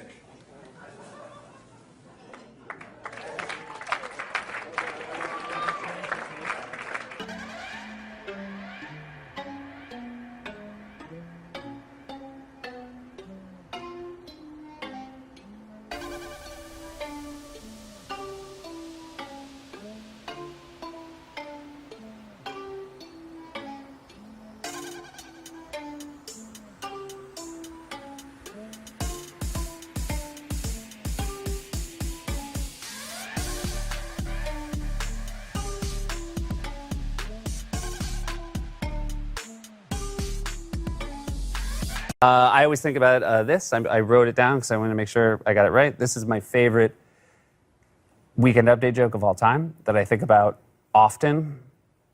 It is a perfect Norm joke. The richest girl in the world, billionaire Athena Onassis, celebrated her 10th birthday this week. What's it like to be the richest girl in the world? Well, to give you some idea, at the party, they had 2 cakes. The richest girl in the world, billionaire Athena Onassis, celebrated her 10th birthday this week. What's it like to be the richest girl in the world?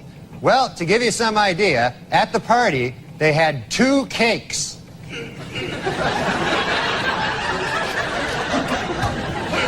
SNL 40th was a few years ago. I got to stand on stage with Colin Quinn and Kevin Nealon and Norm. And the SNL 40th was a night where everyone just got a couple things to say. There was in an effort to find, and I remember laughing really hard, not at what Norm was saying as much as the idea that any of us thought Norm would play by anyone else's rules on any night. We here are mere utility infielders. But right now, I'm going to introduce a man. Right now? Over the years, I started at SNL in 2001, and I remember one time Norm walked back into the studio to visit. I don't remember how old his son was at the time, but his son was young, and someone said, "Hey, Norm, how's being a dad?" And he said, "It's going great, still no abductions." That's the first thing I ever heard him say in person. My son was watching you on Update and said to me, "You talk like Seth Meyers." And he told me that when he said that, he said, "Oh no, my son doesn't know how time works." He was the gold standard, and he will continue to be the gold standard. And how do you figure out how much to share about what goes on behind the scenes at SNL? Because I know that you were talking about Eddie not doing Bill Cosby on Howard Stern's show, and Seth Meyers wasn't crazy about that. He came out about the Ellen and said, "I wouldn't have told that story." Seth Meyers said that? Yeah, he said, do we have the quote here? Just bring out the quote. He said, I wouldn't have told it. I feel the same way. I think when you're at SNL, you're seeing so many different things behind the scenes. There are often things to give away that are yours to give away. Norm played it in a way that is very Norm MacDonald. And he went on to praise you, but I don't know what that means. I mean, how do you choose what to reveal and what not to reveal, what to share and what not to share about an institution as powerful as this? I always think, what would Seth Meyers do? It's ridiculous. That's your. Do you have like a necklace or something with a WWSMD on it? And whenever you're in a pickle, just hold that. And think, what would Seth do? Yeah, because, you know, if you really want to be really funny, then that's what you want to do. You want to think, what would make Seth Meyers laugh? That's how I live my life. What do you think of his show? Of what show? The Seth Meyers show. It's not something I would do.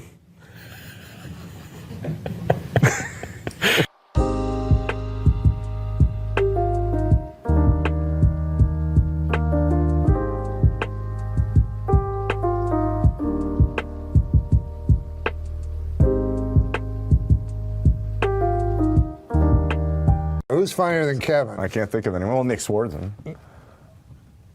Well, I don't know. I love Kevin. No, Kevin's Kevin's the best. been around forever. Oh, he's hilarious. He's you know, kind I of love a hero Kevin. of Nick. Okay, so here's a. It was mid-May of 2013. America was dancing to the music of Justin Bieber and Beyonce, and they were laughing at the story of a comic by the name of Kevin Nealon. Get out there, and the next morning I call him to wake him up to go. He's sound asleep. I got to call him like 3 times and knock on his door. And then he gets up and he goes, I can't find my shoes. He's like being a little kid. Sounds like And every then- day getting him to this podcast. And then we go to the driving range, and Jim McClain's his big instructor. We're getting lessons, and Norm is arguing with him about how to hit the ball right. That's one of my favorite stories that we've taught. We've heard in the last 9 episodes since we started. No, he's hilarious, man. I mean, he's right up there with Nick Swardson. Like tied for funniest dude. Guy has to make a fucking competition out of it. Anyways. That's what I loved about the Larry King episode. You got to see him out of his element and something, you know? Well, he's on Hulu, which is a cool thing. Oh, Hulu's the best. I watch it every day. Yeah. Is it better than Nick Swardson? I mean, I like Nick. Well, you know who's coming up? Nick Swardson. Yeah, you're a lover. No, I love him. Yeah, that's what I said. Yeah, okay. He's hilarious. Yeah, he's funny. Terry, Kevin. Reno 911, Grandma's Boy. Yeah. Gay Robot. That guy was hilarious. Is. It says here on your license that your eyes are blue, but they're not blue. What are they? They're the Caribbean Sea with a full moon shining down under a Smurf's delicate balls. Is hilarious. He's going to be here. Really? He's funnier than Kevin Nealon, according to you.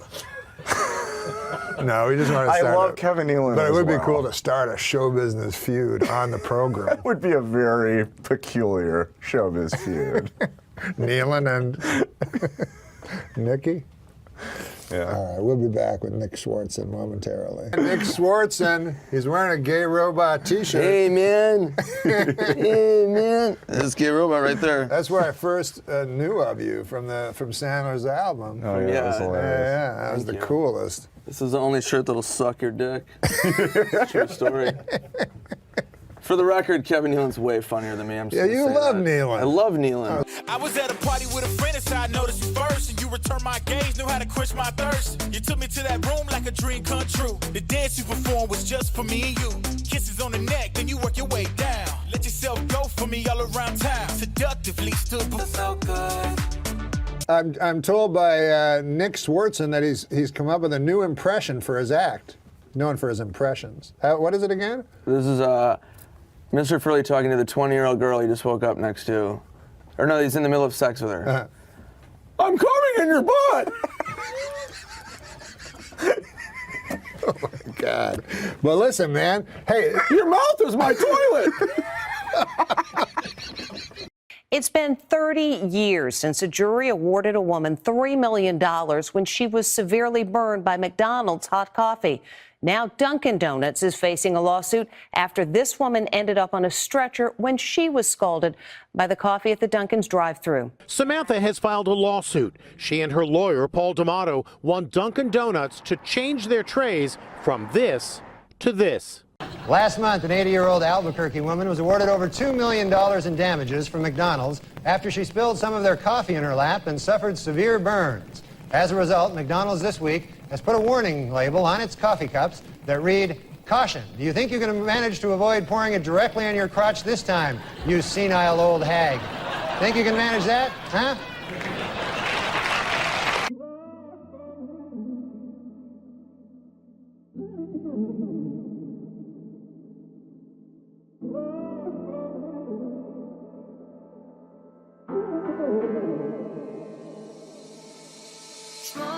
Everybody lies, right? You gotta lie there, but you ever lie for no reason? That's a bad lie there.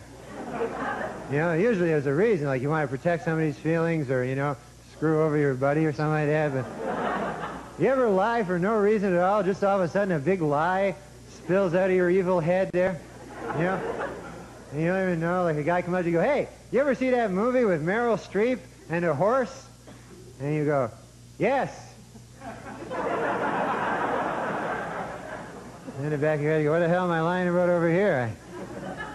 I stand to gain nothing by this lie.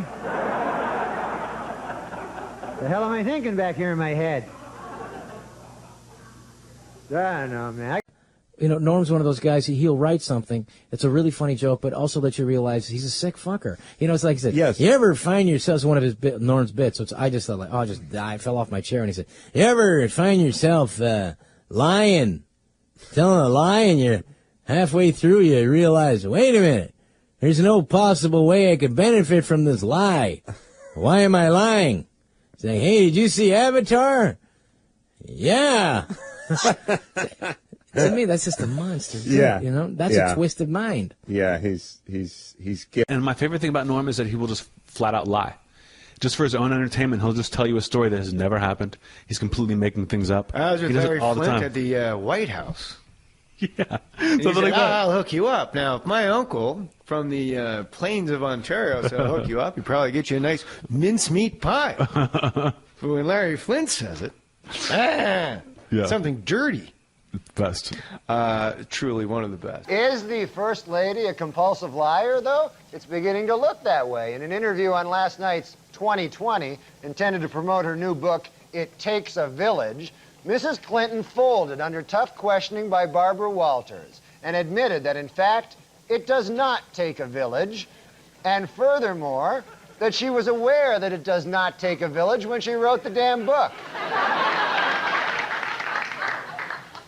Meanwhile, President Clinton is hard at work on Tuesday's State of the Union address, in which he'll focus on crime, education, and the economy. At the request of the First Lady, part of the President's speech will be huge lies.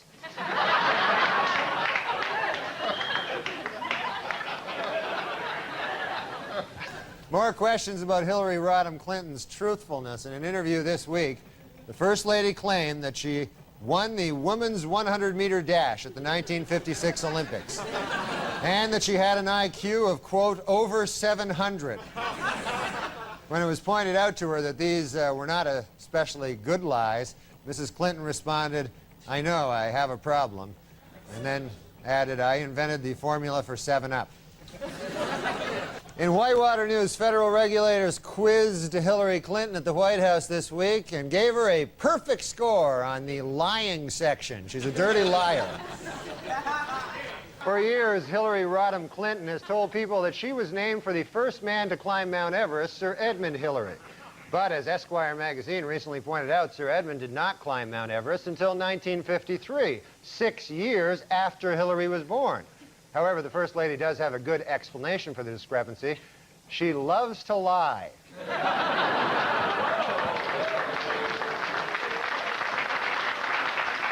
A former Arkansas banker told the Senate Whitewater Committee this week that he gave Bill Clinton a $20,000 loan as a favor, even though it was, quote, unacceptable banking practice. In response, President Clinton stated that he has no recollection of such a loan, while First Lady Hillary Clinton said, we've never even been to Arkansas.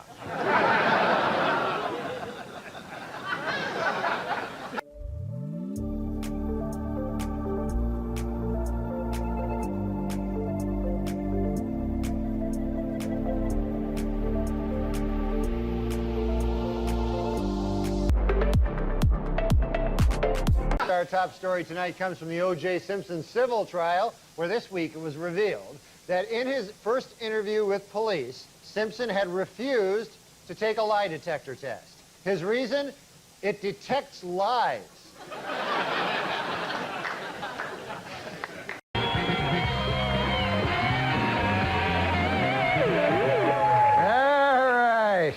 All right, welcome back to the big show.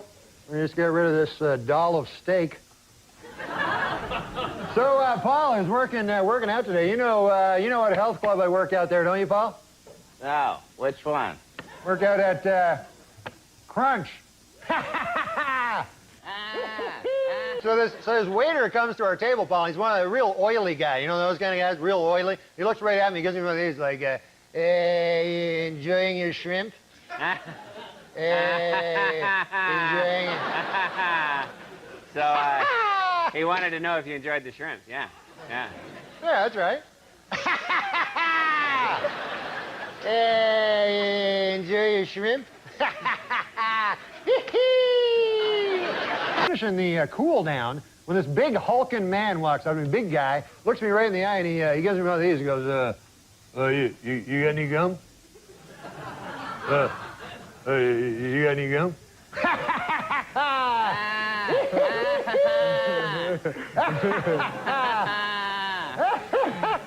He asked you for some gum. Yeah, that's right. Hey.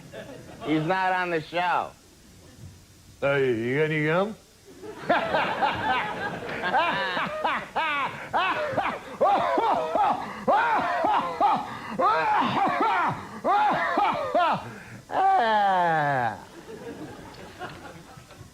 Crunch. First guest here on the program, ladies and gentlemen, brace yourselves, Robert De Niro.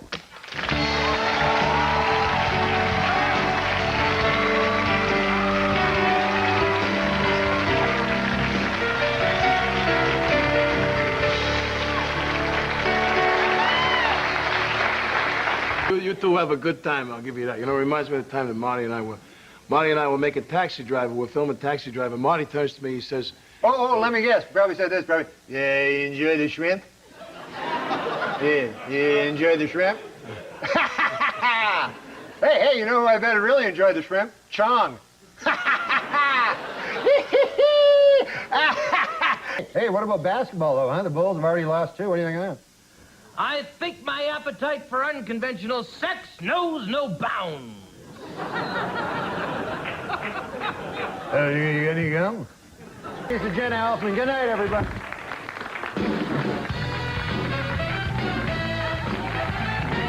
Yeah, Paul, Rob Lowe and the Spice Girls will be in. Do you enjoy the Spice Girls, Paul? Spice Girls, yeah. Yeah, well, they'll be on the show.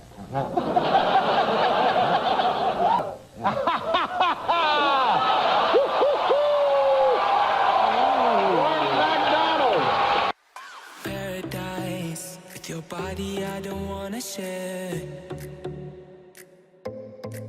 We're making dynamite, explosive love intentions building in the air. You did on Saturday Night Live was the Letterman impression. Right. Did you have to clear that in any way or check it out? Well, not legally, but... No, but I mean, just as a courtesy, you know. Yeah, I told him, yeah, I won't do it if you don't want me to do it. Yeah. Because I have, like, great respect for him. I didn't want to do it in any way insulting, so I just tried to do an exact impression with no comment on it, you know what I mean?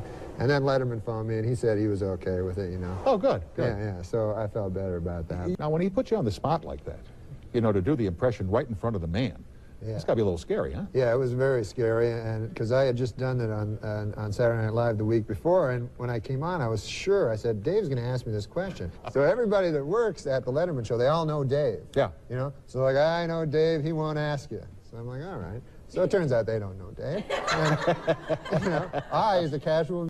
I'll tell you how I watch Saturday Night Live. I tune in about 5 of midnight to watch Norm do the news, and now I hear that he's been fired from the show. You are the shining light on Saturday Night Live. The best part of Saturday Night Live is when you do the news. Right. And in fact, when I went on Saturday Night Live, I only wanted to be on the news. I refused to be on any of the sketches. And you actually said this. And I said, the rest of Saturday Night Live sucks except for Norm. Yeah, that was great. That was great, right? Turned out you were completely wrong. According to the experts. It was like over the holidays, it was... what holiday was that? The Christmas. Oh, okay, go ahead. All right, just be clear. Over the Christmas holidays I was... Where were you? Were you at home? I was in Los Angeles, and then... With your wife? Yeah. Then I started hearing stuff about, hey, it doesn't look good, and things, they want to make changes, and I didn't know what they were talking. Who was telling you this? Just different people at Saturday Night Live, you know. The cast, you mean? No, the people that work there, like the other guys that you don't know. Is it true that the rest of the cast doesn't like you much? I read that in the paper today. Is that true? You did? Yeah, come on, be honest. Is that true? I don't know. I know for a fact, because I did Saturday Night Live, you told me you lock yourself pretty much in your own room and you don't really communicate much with the rest of the staff. Is that true? The cast? Yeah. Well, I mean, I like them. You do? But Yeah. they don't like you much? Well, how the hell do you know if a guy likes you or not? You can tell if people enjoy being around you. Are you difficult? Oh, no. You're not. Okay, all right. So you... probably is. I don't think Norm sees himself. No. So you had heard rumors that there were going to be changes. It doesn't look good. It doesn't look good, yeah. All right, go ahead. Who said that to you? Just people, I don't know. Name people names. On the show. Well, nobody knows. Why are you being so evasive? Name the names of the people You who can said tell us what their position is. I mean, Well, guys on the show, you know, nobody knows these. Would you say guys on the show? You know, like not cast members, it's just Writers. writers? The guy with the long hair, the fat guy who writes for you. What's his name? Okay, so he tells Frank you. Sebastiano. Frank Sebastiano. He's You a want good me guy. to name names? He's a funny guy. So he Here's the told you guy. it didn't look good. It didn't look good. Yeah. So then, But you got to see Frank Sebastiano to know that you would not put any credence in anything he said. Okay. All right, go ahead. So Frank Sebastiano keeps telling me it doesn't look good, and I'm going, that's just Frank, you know. Yeah, he don't know anything. Right? He don't know anything. Right. So then, you know, and plus everybody's always saying that to me. Hey, things don't look good. Right. You even say things don't look good. Yeah, right. people don't like you, and I go, I don't know what. Who cares, right? Can't believe that people don't like you. But go ahead. So then when I got back there this week, right? And so then I was hanging out and stuff, and then the guys go, hey, man, you got to call this dude Don Ohlmeyer, the president of the network. Don Ohlmeyer is the president of NBC. Right. And they're telling you you've got to call Don Ohlmeyer. Yeah. He tried to get in touch with you, and they said, please call Don Ohlmeyer. Who tells you to call Don Ohlmeyer? He didn't try to get in touch with me. He said to Lauren, I want this guy off update, you know. He said What? Don Ohlmeyer wants you off update. He told Lauren that. Lauren wants you on, but Right. Don Ohlmeyer wants you off. Right. I don't buy that for a minute. Well, what do you... Lauren wants you off of it. And he's afraid to tell you to your face because he has So a he has relationship Don with you. Ohlmeyer do it. So he has Don Ohlmeyer do it. Because Go what's ahead. he got to do with Saturday Night Live? Am I right or am I wrong? I don't think you're right. Oh, I know I'm right. Yeah? I'd bet any amount of money on it. So you're telling me Lauren got me off Saturday Night? Yeah. Doesn't he run Yeah. Saturday Night Live? They don't tell Lauren who to take off Saturday Night Live.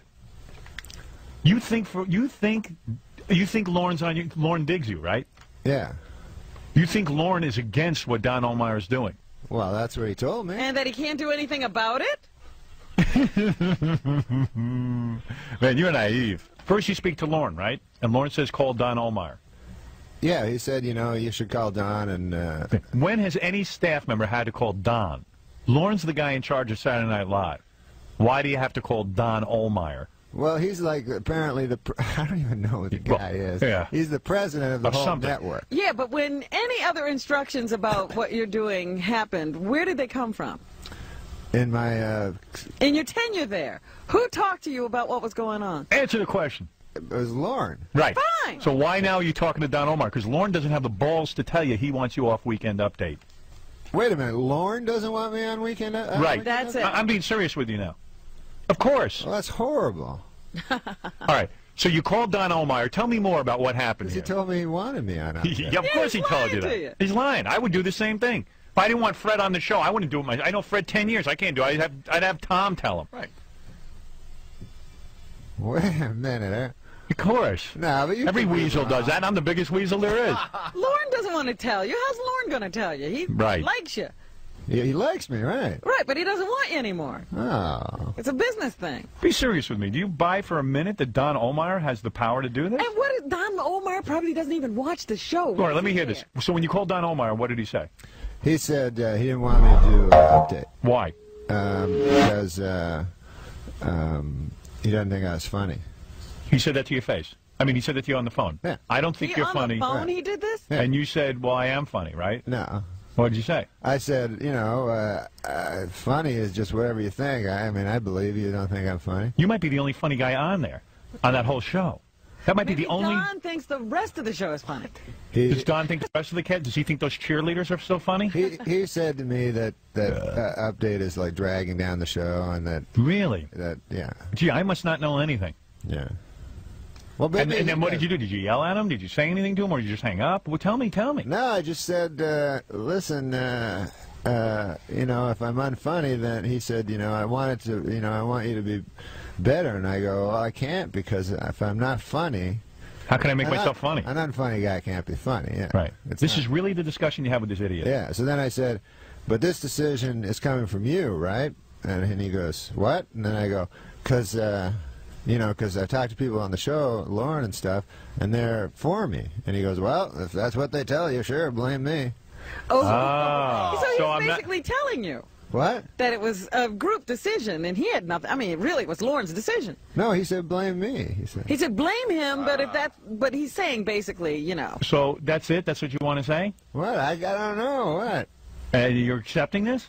What do you mean? And are you now with Saturday Night Live in any other capacity, or have you quit? Out and out. No, I got to keep doing sketches. Is that right? And you don't want to do sketches. I don't. I mean, I don't. I'm not. You know. And who will be the news guy now on Saturday Night Live? I think maybe it's Colin. That's what it says in the newspaper. Yeah. And it says you agreed to be replaced. Well, that sure is hell ain't true. That's not true. No, you love doing the weekend update. Sure, and be serious. Yeah, that's the thing I like doing the best. That's the only thing I like doing. Can't get a read on you. I can't. I don't know what's going on with you. What are you talking about? I don't know. I mean, when somebody fires you, That's it. What the hell? Well, what are you going to do about this? So you're going to go back and you think they're going to write you into skits, actually? Well, you know, the thing I don't like is they write you into things, and you can't, you know. Like, I don't have no character where I'm... Well, you do Letterman. You do that good. Yeah, I do, like, I don't want to do Letterman anymore, but I do some impressions and stuff. But sometimes they write you in sketches, and this is what they didn't do when I was on Update, because I had Update. Yeah. But all of a sudden, you got to be like... you know, you gotta be like the scientist that discovered Monkey Boy or something. I know. Yeah, you're not even Goat Boy. You're like you're the scientist who discovered Monkey Boy. Yeah, You're being a straight man to Monkey Boy. Right. Yeah, I don't get Goat Boy myself either. I mean, I'm with you on this. I don't understand the Goat Boy sketch. I like Goat Boy. Goat Boy's cool. They just run it too long. I was talking about Monkey Boy. Monkey? Oh, you don't like Monkey Boy? Monkey Boy okay. you don't like, Yeah, huh? I'm with you. I agree with you on Monkey Boy. Yeah. Nobody likes Monkey Boy. I say, after the makeup, what's up? Like, even those two women that do they do a sketch where it's public radio. Yeah. Yes. The first time they did, I said, man, that is brilliant. Yeah, that is public radio. Now they've done it 87 times, and I'm like, well, nowhere. Yeah, I mean, I'm immediately out of there, and I just come back when Norm's on. Well, sometimes they do that. You know, like I did impression of Letterman on the show. Yeah. And then they want me to do it again. I said, I don't want to do it again. I already did it. Yeah, You know and what you I feel like mean? you're beating the guy up after a while. And plus, it's only funny once. Right. Like, do it once, everyone goes, it's brilliant, Yeah, and then figure something else Yeah, and then out. if there's another reason for it, you just don't write something to have Letterman on again. And then, like, even the cheerleaders, first time I saw that, I said, man, that's brilliant. Or Perfect even those send-up of guys who bobbed cheerleaders. their heads, you know, that was funny the Brilliant. first couple of times. Yeah. Now they're making a movie out of that. Oh. Yeah. It's insane. It's insane. The world is insane. Don Ohlmeyer is a good man, though. I mean, Boo, man, don't kiss the corporate ass that just fired you. No, I mean, He's not a good man. He's a coward. He said you're not funny. Why? He said you're not funny, number one, which you are. He's a skunk. look, He's a skunk. Listen, I've heard all kinds of horrible stories about Don Ohlmeyer. A guy calls you up and tells you you're not funny. You're a performer who makes his living being You've funny. been doing it for 4 years. You're not funny. You think that's a delicate way to tell a guy he's fired? How about saying we just want to make a change, we feel like it's getting a little stale, something like that. But you're a very funny guy. Can't say that. He has to say to your face, you're not funny. That's what he thinks. I'd rather hear that than what. So why do you say he's a nice guy? So why is he a nice guy? That's not nice. He just seems like he stuck by his OJ, you know, he stuck by his friend. There you go. Yeah, Don Omey's the guy who stuck by OJ, isn't he? Well, I would say he was a good judge. Yeah. Of anything. Don Omey likes OJ. Yeah, he wanted to put OJ on TV and have him redeem himself. Don't tell me he's a good guy. I just feel like Don Omey's like gone through a lot of problems. He was, you know, he was. People said he sexually harassed women, and he went to, you know, that he was a drunk and all this stuff. Who said that? Well, he went to rehab. He did? Yeah. This is a really good way of like introducing all of that and still saying he's a good guy. No, he is a good guy. You are an amazingly calculated man. Yeah. Woo. Oh man. Vicious. Man. You are vicious. Vicious man. Well, you don't think anyone's seeing through this? Dude. Funny. What's the matter with you? I'm just saying, you know, that he's a guy that's taken some knocks over the years. You want me to call Don Omey right now and ask him if you could have your job back? Sure. Okay.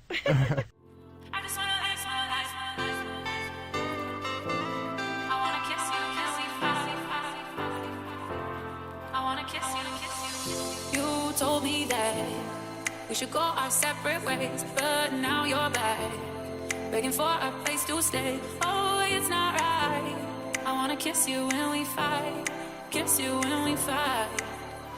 Take the road, babe. I don't wanna see no mess you made. I don't wanna hear about your mistakes. I just wanna live my life without you.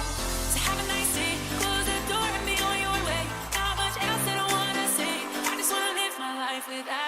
They say revenge is sweet. Bob Saget and Norm MacDonald are hoping it is also funny. Saget makes his feature film directorial debut. MacDonald his writing and starring debut in Dirty Work. Basically, two guys who've never done this job before. It's an irreverent comedy that proves getting even can lead to odd situations. Sort of like Ghostbusters. Yeah, a little bit, but there's no ghost. Just hookers and trunks. Hookers and trunks. Which is good programming in the morning for your family. You've never done this before. You've never done this before. Nervous at all? Hookers and trunks, or you mean the movie thing? Big funny directorial debut, comedy, you starring role. Yeah. A lot of pressure. Yeah, I'm nervous. No, but, you're not. No, I'm not, because I take the Xanax. 3-4 cases a week, isn't it? No, I sell it to him. Do you? No. Tell me about the movie. Actually, he's a very, very funny man. The movie? Oh, I'm sorry, I got crazy. I was reading that. The movie is two guys that start a revenge for hire business because one of their dads, Jack Ward, needs a heart transplant. He's my dad, too. He's both of our dads. You can't say that, though. That's secret information. Oh, yeah, that's the big plot twist. Yeah. So, we give that away later. Let me tell you how The Exorcist ends now. Silence of the Lambs, they kill that guy. Revenge. What do you know from revenge? Do you have any experience in your own life with revenge? Yeah, I always think up revenge is to get back at guys. Like if they screw me over, if they do something mean, you know. Really? Oh, all the time. Like this one guy, man. He would always. What's that? What you got there? A little article about you in a little feud with another network. Oh yeah. There's this character over on the NBC. He's the president, and he hates me. And you know what? And why? He doesn't think I'm funny. Sorry, I shouldn't be laughing if you're not funny. No, yeah, I am funny. Yeah. He's very funny. I think he just doesn't know you. He's a jackass. What about Dirty Work, though? What about Dirty Work? Can I have that? Yes, matter of fact, yeah. That's a good thing. Okay, he shot to national attention as the wittiest Serbic anchor of Weekend Update on Saturday Night Live. Now he's starring in a brand new movie out called Dirty Work. Here's Norm MacDonald.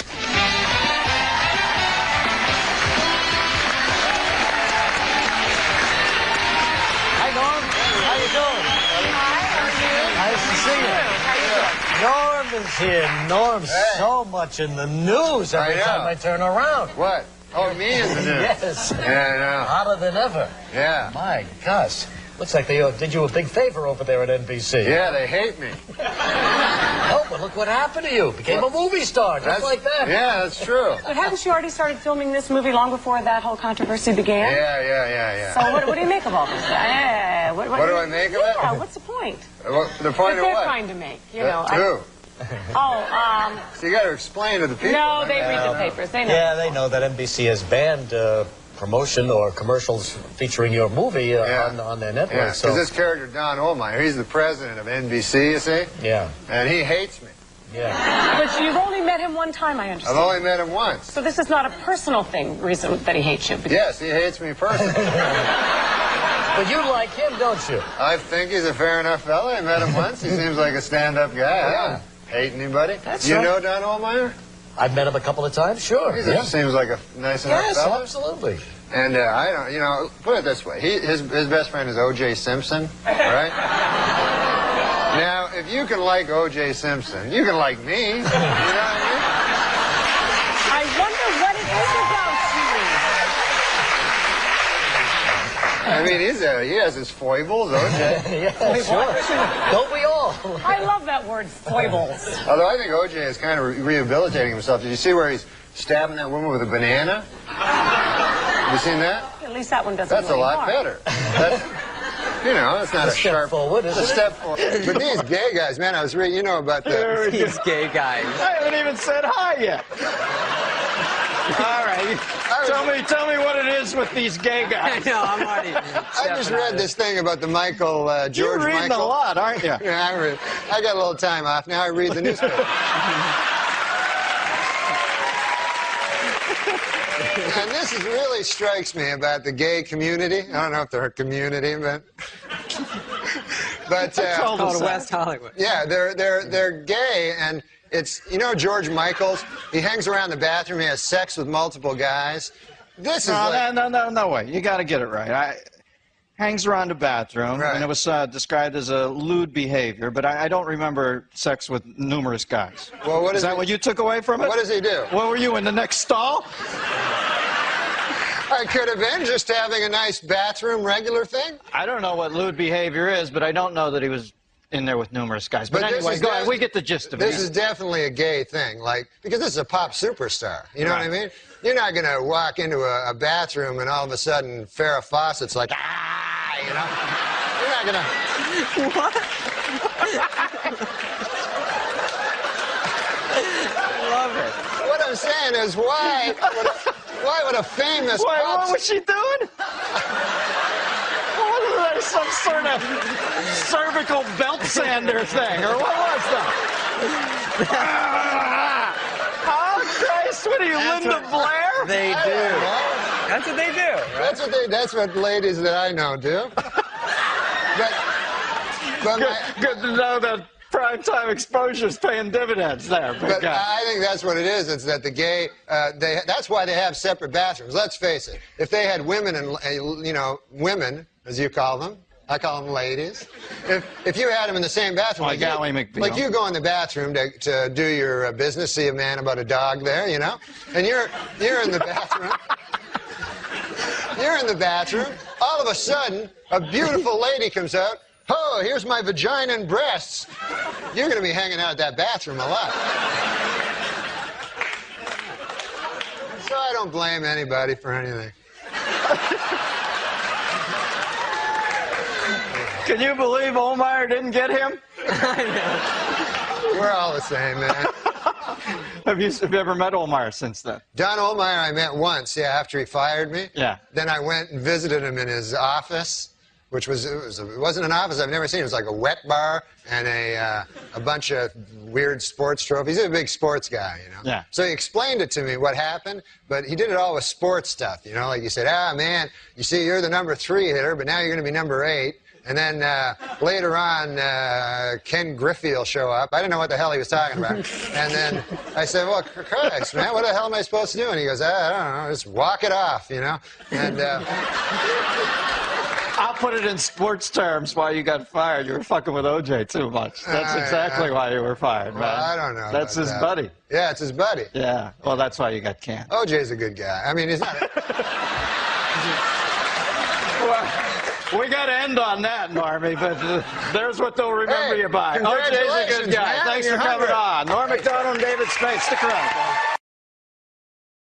The people here asked me to do the show, you know, I got to say, I felt kind of weird, you know. I don't know if you remember this, but I used to actually be on this show, you know. I used to do the weekend update news routine, you remember that? And, yeah.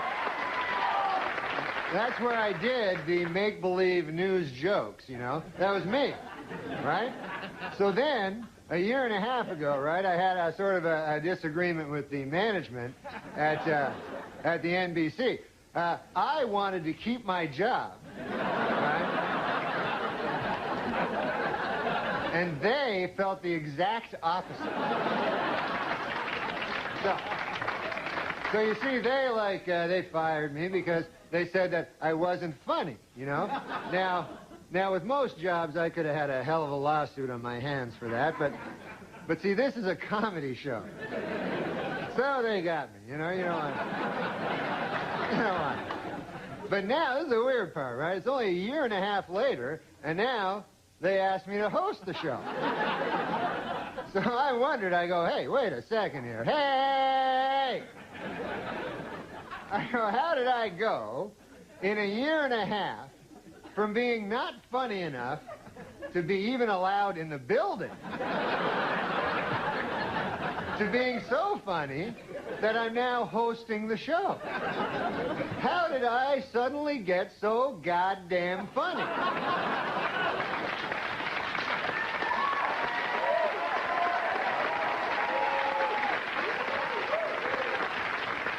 It was inexplicable to me, because a year and a half, let's face it, is not enough time for a dude to learn how to be funny. Then it occurred to me, I haven't gotten funnier. The show has gotten really bad.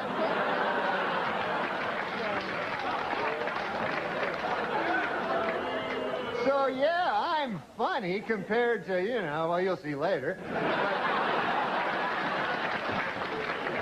Okay, so let's recap. The bad news is, I'm still not funny. The good news is, the show blows.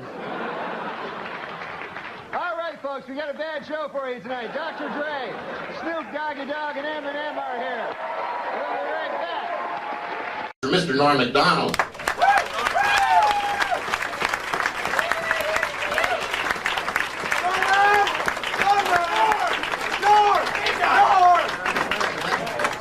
What are you yelling my name for? Norman! Shut the fuck up, man. We gotta do some thing here. Okay. I went to buy a dog. This guy tried to sell me the most killing dog in the world, a big pit bull. $600 pit bull, you know? And I don't want to buy that, you know? $600. Holy cow.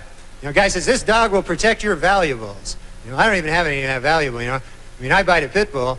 That would be the most valuable thing I own right there. I want a dog do things for me, you know? Fetch my slippers and things like that. You know, Pitbull won't do that. I say, hey, Pitbull, fetch my slippers. You know, Pitbull go, I could kill you, pal. I'm a Pitbull. Don't you read the papers or anything? I don't fetch slippers. I fetch people. That's all I...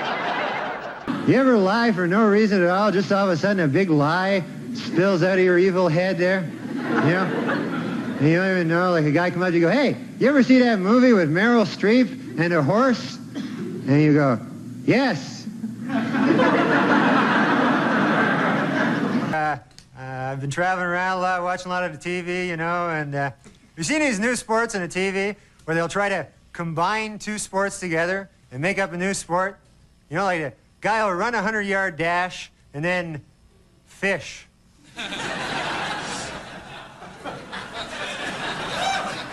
I bit my tongue today. That was about all.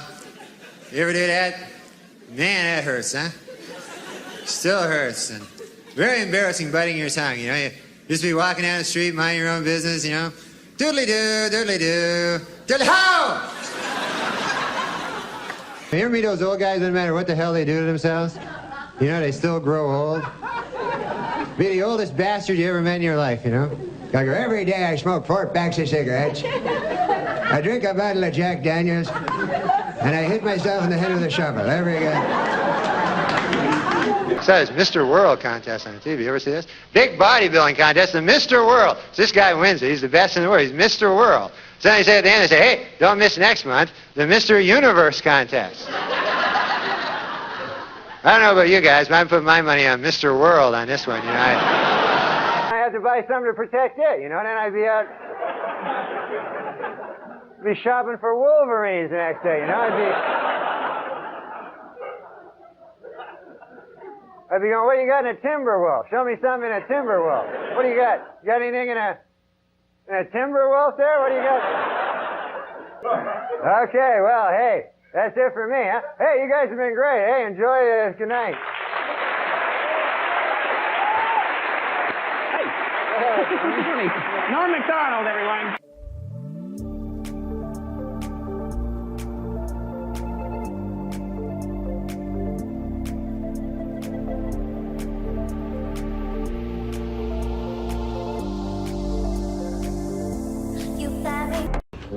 Because millions of people don't have any food in the world, so let's eat.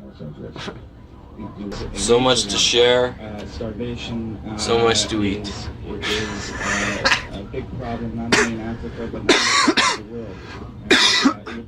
But there are those who are less fortunate. Perhaps you could yes. Comment on those people for us. Well, Jan Murray is, I think.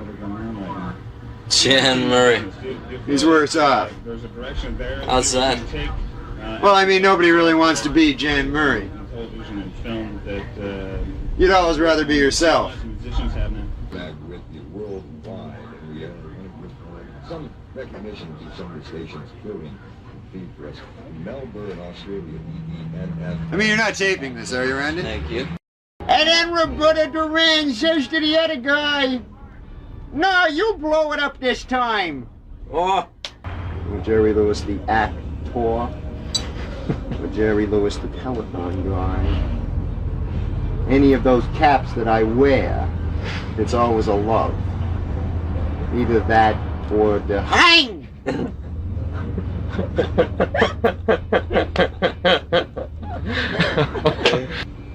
That feeling that what it is that a creative person does, whether that be as an artist or as a creative source. You could say source, that's your word.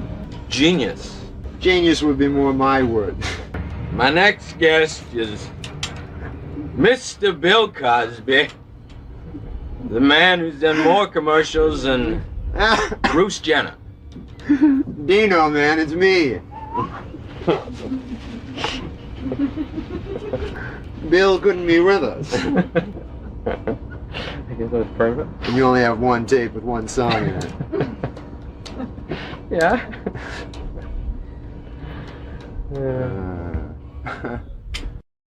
I knew this guy wrote for Three's Company, and he said, like, you know, they'd always have beautiful girls. Remember that show? Yeah, I love Three's Company. So they'd have extras, you know, and so they'd call them the bimbo of the week, and they'd take them out to the smokehouse. But John Ritter, he wasn't like a Lothario or anything, but you know who was? Furley? Furley. You got it. Of course. Mr. Furley. So he says his big line would be, he'd say to girls, he'd go like this, he'd go, "I'm married, but it's not going well." Oh my God. And then he'd put booze in when they weren't looking, like comically, when they weren't looking away, he'd put booze into their booze. Oh my gosh. And then, but he'd That'd be amazing to he'd see go to that. a hotel in Burbank and have sex with them. And then one time the hotel owner asked, he had a big 8x10 he wanted to sign, so Don Knotts had to go to another hotel. Oh my God. It's not going well. Not going well. Jesus. Mr. Furley, imagine that fucking wake up the next morning. You're some fucking saucy bimbo, fucking the ultimate 21 years old. You're expecting Richard Klein at least. Anybody, yeah. Very least. Jesus. Anybody. Who's the Susan Sarandon. Mr. Furley, relax. Just take it. Oh my God, he's hyperventilating. Give him that. Take some air in. Take some air in. Oh. Mr. Furley, come on. Mr. Furley, relax. No, don't hyperventilate. Breathe. Breathe. Mr. Furley, get some air in. Breathe. Okay? Okay, now, Mr. Furley, listen to me carefully. Well, thank you for helping me. He's had a relapse.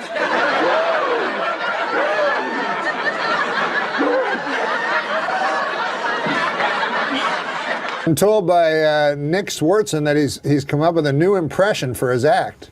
Known for his impressions. What is it again? This is Mr. Furley talking to the 20-year-old girl he just woke up next to. Or no, he's in the middle of sex with her. I'm coming in your butt! Oh my God. Well, listen, man. Hey, your mouth is my toilet!